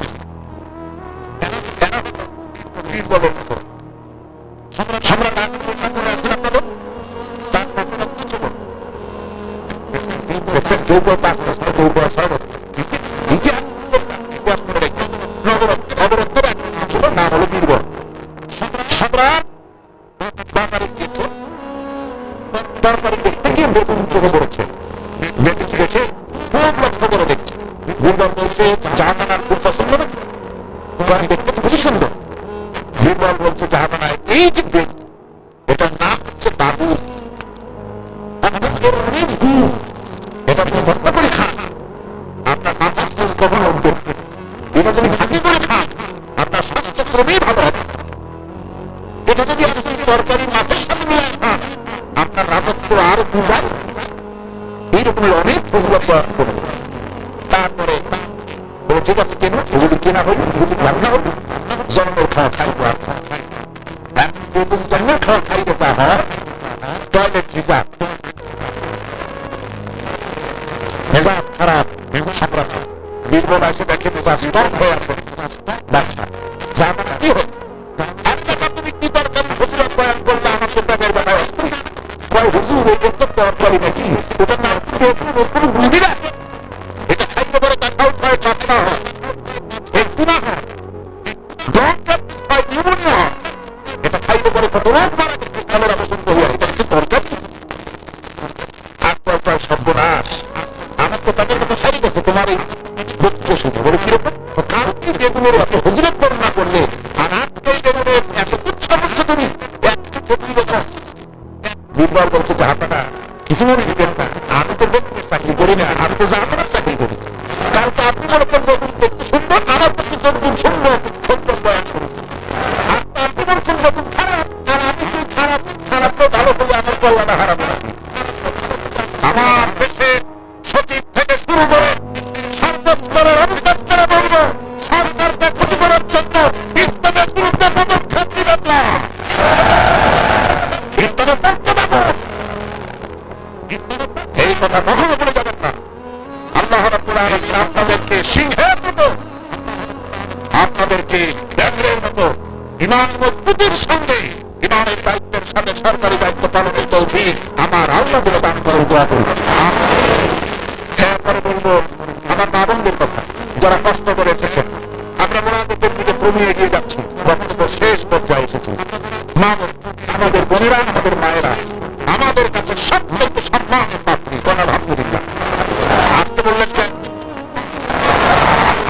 সকালবেলা এখানে মহিলা অনুষ্ঠান হয়েছিল, হাজার হাজার মা বোনেরা এসেছিলেন। একজনের প্রশ্ন করলেন যে স্বামীর পায়ের পরে নাকি স্ত্রীর জান্নাত, আর বলেছে এটা বাজে কথা, মিথ্যে কথা। ডাহার স্বামী রাসূলুল্লাহ এরকম কথা কখনো বলেন না, বরং হুজুর বলেছেন মায়ের পায়ের তলে সন্তানের জান্নাত। আলহামদুলিল্লাহ। আমরা পুরুষ, আমাদের পায়ের তলে জুতা, আর আপনারা পদ্মারা হয়ে আমাদের বোনেরা মায়েরা, আপনাদের পায়ের তলে আমরা জান্নাত। আপনারা খাদিজার উত্তরসূরি, আপনারা ফাতেমার উত্তরসূরি, আপনারা আপনার ভাই উত্তরসূরি। আপনাদের চরিত্রকে বিরক্ত করার জন্য আপনাদেরকে ময়দানে নামাতে চান। ইসলাম আপনাদেরকে অধিকার দিয়েছে, এত বড় অধিকার কেউ দেয় না। আমি সবসময় বলি, মায়েরা, বোনেরা, আমার দেশের মুসলিম মহিলারা যদি জানতে ইসলাম তাদেরকে কি মর্যাদা দিয়েছে, তারা জানতে, তাহলে ইসলামের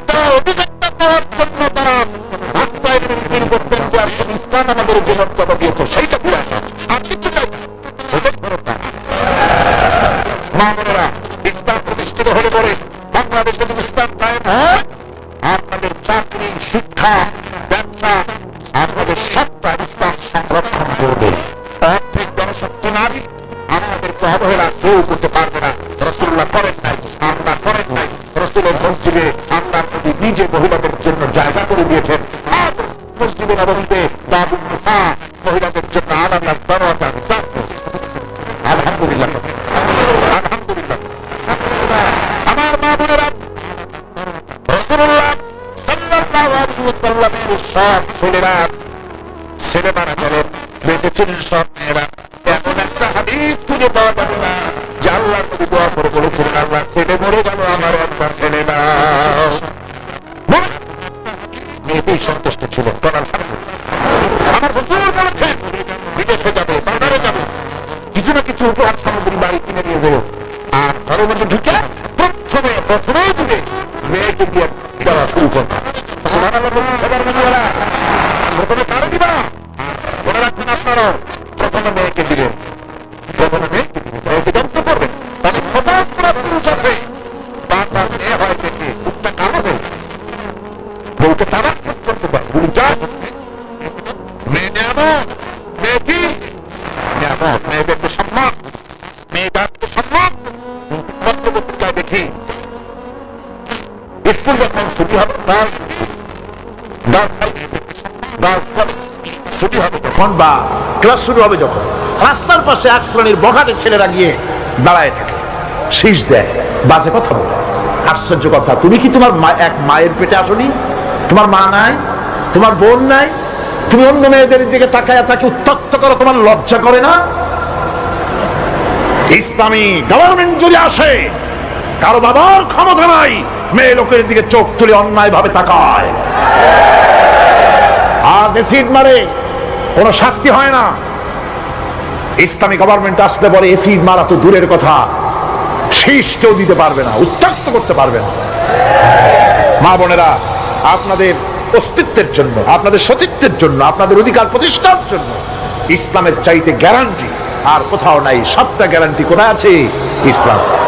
সুতরাং সমস্ত পুরুষদের বলবো, নারী জাতিকে সম্মান করার জন্য। নারী জাতিকে আল্লাহ পাক সম্মান দিয়েছেন, রাসূল করিম সাল্লাল্লাহু আলাইহি ওয়াসাল্লাম সম্মান দিয়েছেন। আল্লাহর নবী বলেছেন, নবীজির কাছে প্রশ্ন হয়েছে, খেদমত করব কার? হুজুর বলেন, তোমার মায়ের। তারপরে কার? তোমার মায়ের। তারপরে কার? তোমার মায়ের। তারপরে কার? তোমার পিতার। আল্লাহ নবী মা বাপের চাইতে মায়ের মর্যাদা 3 গুণ বাড়াইয়া দিলেন। সে যে মাই হোক, আপন না হোক আর সৎ মা হোক, মায়ের মাই। মা যদি নামাজ না পড়ে, রোজা না রাখে, চরিত্র যদি খারাপ হয়, মাকে চোখ রাঙাইয়া কথা বলা যাবে না। সুবহানাল্লাহ কর। চোখ রাঙায় কথা বলা যাবে না, ধমক দেওয়া যাবে না, সেনসিটিভ পয়েন্ট। বুখারী শরীফের হাদিস, মা বাপ খুশি, আল্লাহ খুশি। মা বাপ নারাজ, আল্লাহ নারাজ। মা বাপকে অসন্তুষ্ট করে বেহেশতে যেতে পারবেন না। মা বাপকে খুশি করেন, মাকে সম্মান করুন, মহব্বত করুন। আল্লাহ শিখাই দিয়েছেন। মা বাপ এমন সেনসিটিভ পয়েন্ট যে ব্যবহারটা আল্লাহ শিখাইছেন। কে শিখাইছে? আল্লাহ রাব্বুল আলামিন বলেন, وَقُلْ لَهُمَا قَوْلًا كَرِيمًا। মা বাপের সঙ্গে সম্মানজনক কথা বলো, খবরদার বেয়াদবি করবে না। আর মা বাপের জন্য, তাদের জন্য আমি আল্লাহ রাব্বুল আলামিনের কাছে দোয়া করো, রব্বিরহামহুমা কামা রাব্বায়ানি সাগীরা। পড়েন সবাই, রব্বিরহামহুমা কামা রাব্বায়ানি সাগীরা। আল্লাহ রাব্বুল আলামিন শিখায় দিলেন, বান্দারে তোর মা বাপের জন্য আমার কাছে দোয়া করায়। আল্লাহ, আমার মা বাপ যেমন ছোট্টবেলায় আমাকে স্নেহের কোলে লালন পালন করেছে, মাবুদ গো, আমার মা বাপকে তোমার রহমতের কোলে লালন পালন করো। আল্লাহ শিখাই দিচ্ছে। হাদিস শরীফ এসেছে, হুজুর বসে আছেন মসজিদে নববীতে, সাহাবায়ে কেরাম বসা। এক বৃদ্ধা মহিলা প্রবেশ করেছেন মসজিদে, হুজুর তাকে দেখে দাঁড়ায় গেলেন। মহিলা আসার পর নবীজি নিজের গায়ের চাদর বিছিয়ে দিলেন। মহিলা চলে যাওয়ার পর সাহাবায়ে কেরাম জিজ্ঞেস করলেন, হুজুর একজন সাধারণ মেয়ে লোকের জন্য হুজুর নিজের চাদর বিছাইলেন। বুঝলাম না ফজিলত কি, চিনলাম না মেয়ে লোকটাকে। হুজুর বলেন, সাহাবীরা, চাদর তো ভালো, হক তো আদায় করতে পারি নাই, চিনতে পারো নাই, তোমরা বুঝতে পারো নাই। আমি দুনিয়া আসার পর আমার মায়ের দুধ আমার কিসমতে তেমন হয় নাই, আমি আমার মায়ের যত্ন তেমন পাই নাই, স্নেহ আদর তেমন পাই নাই। যার বুকের দুধ খাইয়া, যার কোলে কাখে চড়ে আমি বড় হয়েছি, ইনি আমার সেই দুধ মা হযরতে হালিমাতুস সাদিয়া। বন্ধুরা, মা যদি বেঁচে থাকে, রাত্রে বাড়িকে পায়ে ধরুন, বলেন, মা অন্যায় করেছি, জীবনে বহু বেয়াদবি করেছি, আমার মাফ করে দাও। বিশ্বাস করুন, মা বাপের যদি খেদমত করেন, মা বাপ যদি রাজি থাকে, রিস্কে, খাদ্যে, টাকায়, ইজ্জতে জীবনেও কষ্ট হবে না। মা বাপের খেদমত করুন, মা বাপকে ভালোবাসুন, শ্রদ্ধা করুন। আমার মায়ের, আমার বোনের, আপনারা যারা আসছেন, আপনারা আমাদের সম্মানের পাত্রী। ইসলাম আপনাদের কত অধিকার দিয়েছে প্রতি বছর বলেছি, আজ আর লম্বা কথা বলতে চাই না, শুধু বলি পর্দায় থাকুন, পর্দায় থাকুন, আপনার সম্মান আপনি রক্ষা করুন, পর্দায় চলাফেরা করুন, সন্তানদেরকে মানুষ করুন, তাদেরকে ইসলামের রাস্তায় চালান। মা বোনদের ব্যাপারে এই আরজ করছি, ঘরে ঘরে ইসলামের দুর্গ বানান, আপনার সন্তানদেরকে ইসলামের রাস্তায় আনেন, স্বামীকে নামাজি বানান, চরিত্রবান বানান, দিনদার বানান। এরপরে সব শেষে দেশের আইনজীবী, সাহিত্যিক, বুদ্ধিজীবী, সাংবাদিক, তাদের ব্যাপারে বলতে চাই, আপনারা জাতির বিবেক, আপনারা জাতির জন্য অনেক কিছু করতে পারেন। সাহিত্যিকরা, কবিরা, বুদ্ধিজীবীরা, সাংবাদিকরা অনেক অবদান রাখতে পারেন। আপনারা একটা বেকায়দার খবর দেশের মধ্যে চাঞ্চল্যের সৃষ্টি করে দিতে পারে, আবার একটা ভালো খবর দেশের মধ্যে আমন আমান পয়দা করে দিতে পারে, ঠিক কিনা? ঠিক কিনা? সুতরাং সাংবাদিক বৃন্দ, আপনারা সম্মানের পাত্র, আপনারা নিজেদের সম্মানকে রক্ষা করে চলবেন, হলুদ সাংবাদিকতার পেছনে দৌড়াবেন না। প্রত্যেকটি কথা এবং কাজের জন্য আল্লাহর কাছে জবাবদিহি করতে হবে, এ কথা যেন সাংবাদিকদের মনে থাকে। আল্লাহকে ভয় করুন, আল্লাহকে ভয় করুন, আল্লাহকে ভয় করে সাংবাদিকতার মহান পেশায় নিয়োজিত থাকুন। হক কথা লিখবেন, জীবনের বিনিময় হক কথা বলবেনই, অন্যায়কে প্রশ্রয় দিবেন না, সত্যকে ঢেকে রাখবেন না, তাহলে কিয়ামতে আল্লাহর কাছে জবাবদিহি করতে হবে। আইনজীবী, বুদ্ধিজীবী, সম্মানের পাত্র আপনারা, আপনারা দেশের জন্য, জাতির জন্য কল্যাণজনক কিছু রেখে যাওয়ার জন্য চেষ্টা করুন। সব শেষ কথা সেটা হলো এই পৃথিবীর কাছে আমরা অনেক ঋণী, এই পৃথিবীর কাছেও আমরা অনেক ঋণী। এই পৃথিবীতে, পৃথিবীর ফল খাই, ভাত খাই, মাছ খাই, পনির খাই, তরকারি খাই, দুধ খাই, গোশ খাই, এই পৃথিবী থেকে উৎপাদিত। সুতরাং এই পৃথিবীর কাছেও আমরা ঋণী আছি। মূল ঋণী তো আল্লাহর কাছে। মূল ঋণী কার কাছে? আল্লাহ পাকের কাছে। তবে পৃথিবীর কাছে একটু ঋণী আমরা আছি, সেই ঋণ পরিশোধ করতে হবে। সেই ঋণটা কিভাবে পরিশোধ করবেন? সেই ঋণটা পরিশোধের একটাই পথ, আপনার চাইতে আপনি একজন ভালো নাগরিক আপনার সন্তানদের মধ্য থেকে তৈরি করে যান। একজন দিনদার, ইমানদার মুসলমান সন্তান, সন্ততি, ছেলে মেয়ে তৈরি করে যান, তাদেরকে দিনদার বানান, নামাজি বানান, চরিত্রবান বানান। আল্লাহ পাক যেন সকলকে তৌফিক দেন। শেষে একটা ওয়াদা করতে চাই, আপনাদের কাছে একটা দাবি করতে চাই। আমার দাবি তো আপনারা মনে হয় ফেলবেন না, ফেলবেন নাকি? আপনাদের জানা আছে অযৌক্তিক দাবি আমি করব না। সে দাবিটা হচ্ছে, বহুত মুসলমান আছে শবে বরাতে সারা রাত জাগে, কিন্তু ফজরের নামাজ পড়ে না। আছে কিনা? আজকের মাহফিলে দোয়া কবুল হবে আশা করে অনেক বেনামাজিও আসছেন, নামাজ পড়েন না। 5 ওয়াক্ত নামাজকে সঠিকভাবে পড়তে হবে, রাজি আছেন? নামাজের ব্যাপারে গত বছর প্রায় 2 ঘন্টা ওয়াজ করেছিলাম, মনে আছে না? মনে না থাকলে ক্যাসেট আবার কিনে নেবেন, আবার কিনবেন, আবার শুনবেন। যেহেতু আমি কথা নিজের থেকে বলি না, কোরআনে কারীম থেকে বলার চেষ্টা করি। আমি আজ ওয়াদা চাই, মুনাজাতের আগে জীবনে কোনদিন ফরজ নামাজ, ফরজ রোজা, শরীয়তের ওজর ছাড়া ছাড়বো না। ওয়াদা করতে পারবেন? 2 হাত উঁচু করেন। মা বোনেরা আপনারাও আপনাদের পর্দার ভিতরে হাত উঁচু করে বলেন, ইয়া আল্লাহ। সকলে বলতে হবে, ইয়া আল্লাহ, তোমার নামে কসম করছি, যতদিন আমার মাথার কাছে মালাকুল মউত না আসতেছে, ততদিন পর্যন্ত ফরজ নামাজ, ফরজ রোজা, শরীয়তের ওজর ছাড়া ছেড়ে দেব না। ইয়া আল্লাহ, আমার এই শপথ মৃত্যু পর্যন্ত পালন করার তৌফিক আমাকে দান করো, আমিন ইয়া রাব্বাল আলামিন। দরুদ শরীফ পড়েন আল্লাহুম্মা।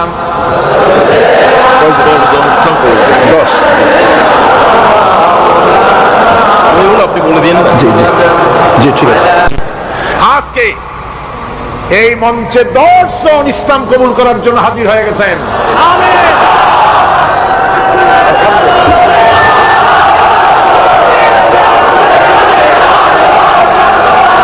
আলহামদুলিল্লাহ কোন জোরে কোন আলহামদুলিল্লাহ।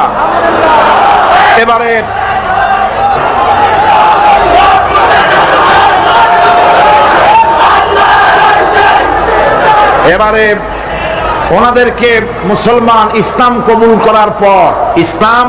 করার পর আমাদের 5 দিনের তাফসিরের মাহফিলের কাঙ্ক্ষিত মুনাজাতের দিকে এগিয়ে যাব এবং অবশ্যই আমি বিশ্বাস করি মুনাজাত আল্লাহর দরবারে কবুল হবে ইনশাআল্লাহ। তাহলে এখন হলো 13 জন না, 31 জন সর্বমোট এখন হচ্ছে 13 জন।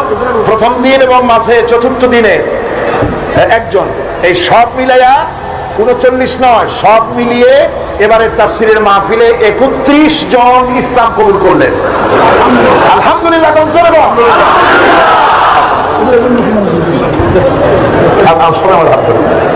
বিসমিল্লাহির রহমানির রহিম। লা ইলাহা ইল্লাল্লাহু মুহাম্মাদুর রাসূলুল্লাহ। আল্লাহ ছাড়া কোনো ইলাহ নাই, মাবুদ নাই, তিনি এক, তিনি একক। মুহাম্মদ সাল্লাল্লাহু আলাইহি ওয়াসাল্লাম আল্লাহর প্রেরিত রাসূল। আশহাদু আন্না লা ইলাহা ইল্লাল্লাহ ওয়াহদাহু লা শারীকা লাহু ওয়া আশহাদু আন্না মুহাম্মাদান আবদুহু ওয়া রাসূলুহু। আমি সাক্ষ্য দিচ্ছি আল্লাহ ছাড়া কোনো ইলাহ নাই, মাবুদ নাই, উপাস্য নাই, তিনি এক, তিনি একক, তিনি নিরঙ্কুশ, তার কোনো অংশীদার নাই। আমি আরো সাক্ষ্য দিচ্ছি মুহাম্মদ সাল্লাল্লাহু আলাইহি ওয়াসাল্লাম আল্লাহর প্রেরিত রাসূল এবং তার বান্দা। সকলকে বলো আসসালামু আলাইকুম। জোরে জোরে সবাই দাও, সবাই দাও। এই নতুন মুসলমান মুসলিম বৃন্দ আপনাদের সকলকে বলেছে আসসালামু আলাইকুম। আপনারা প্রাণ ভরে সালামের জবাব দেন। মুনাজাতের জন্য সবাই নামাজের কায়দায় বসুন। তাশাহুদের অবস্থায় যেভাবে মানুষ বসে সেইভাবে করে বসুন, কেবলামুখী হয়েই বসুন, মাথা নিচু করে চক্ষু বন্ধ করে। মনিবের দরবারে এই লক্ষ লক্ষ গোলামেরা আল্লাহ পাকের শাহী দরবারে এখন আমরা হাত তুলব, মনটাকে নরম করে, মাথাটাকে নিচু করে, চক্ষু বন্ধ করে মহান আল্লাহ পাকের দরবারে দাঁড়ানো ভাইরা বসে মুনাজাতে শরীক হই। আল্লাহুম্মা আমিন। রব্বানা যালামনা আনফুসানা ওয়া ইন লাম তাগফির লানা ওয়া তারহামনা লানাকুনান্না মিনাল খাসিরিন। ربنا ظلمنا أنفسنا وإن لم تغفر لنا وترحمنا لنكونن من الخاسرين। পড়েন সবাই আমার সাথে, ربنا ظلمنا أنفسنا وإن لم تغفر لنا وترحمنا لنكونن من الخاسرين। আয় আল্লাহ তাআলা 5 দিন ধরে কোরআনে কারীমের তাফসীরের মাহফিলে আমরা আলোচনা করেছি, দরুদ ও সালাম পড়েছি, জিকির আজকার করেছি, তেলাওয়াত করেছি। আয় আল্লাহ তাআলা, আমি মানুষ, আমার বলার মধ্যে অনেক ভুল হয়ে যেতে পারে। আমার বলার ভিতরে যদি কোনো ভুল হয়ে থাকে আল্লাহ, ভুলগুলি তোমার বান্দাদের স্মৃতি থেকে মিটাইয়া দাও। যেগুলি হক বলেছি বোঝার, সেই হকগুলির জন্য পূর্ণ সওয়াব দান করে দাও। রব্বুল আলামিন এই কদিনের আলোচনায় তুমি খুশি হয়ে যে সবটুকুন দিয়েছো, আয় আল্লাহ সবটুকুন জানাবে মুহাম্মাদুর রাসূলুল্লাহ সাল্লাল্লাহু আলাইহি ওয়াসাল্লামের রূহ মুবারকে পৌঁছায়া দাও।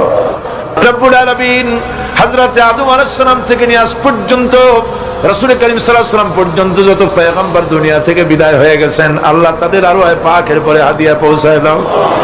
সাহাবায়ে কেরাম, তাবিঈন, তাবে তাবিঈন, তাদের পবিত্র রূহের পরে সওয়াব পৌঁছায় দাও। আজওয়াজে মুতাহহারাত, তাদের পবিত্র রূহের পরে সওয়াব পৌঁছায় দাও। রব্বুল আলামিন तमाम পৃথিবীর বুকে উলামা, পীর, মাশায়েখ, আসফিয়ায়ে কেরাম, আউলিয়ায়ে কেরাম, মুসলমান মুমিনিন মুমিনাত দুনিয়া থেকে যারা বিদায় হয়ে গেছে, কবরে তুমি সওয়াব পৌঁছায় দাও। রব্বুল আলামিন এই মুহূর্তে আমরা আমাদের মা বাপের কথা মনে করতেছি। আল্লাহ, আমাদের মধ্য থেকে যাদের আব্বা জান দুনিয়া থেকে জনমের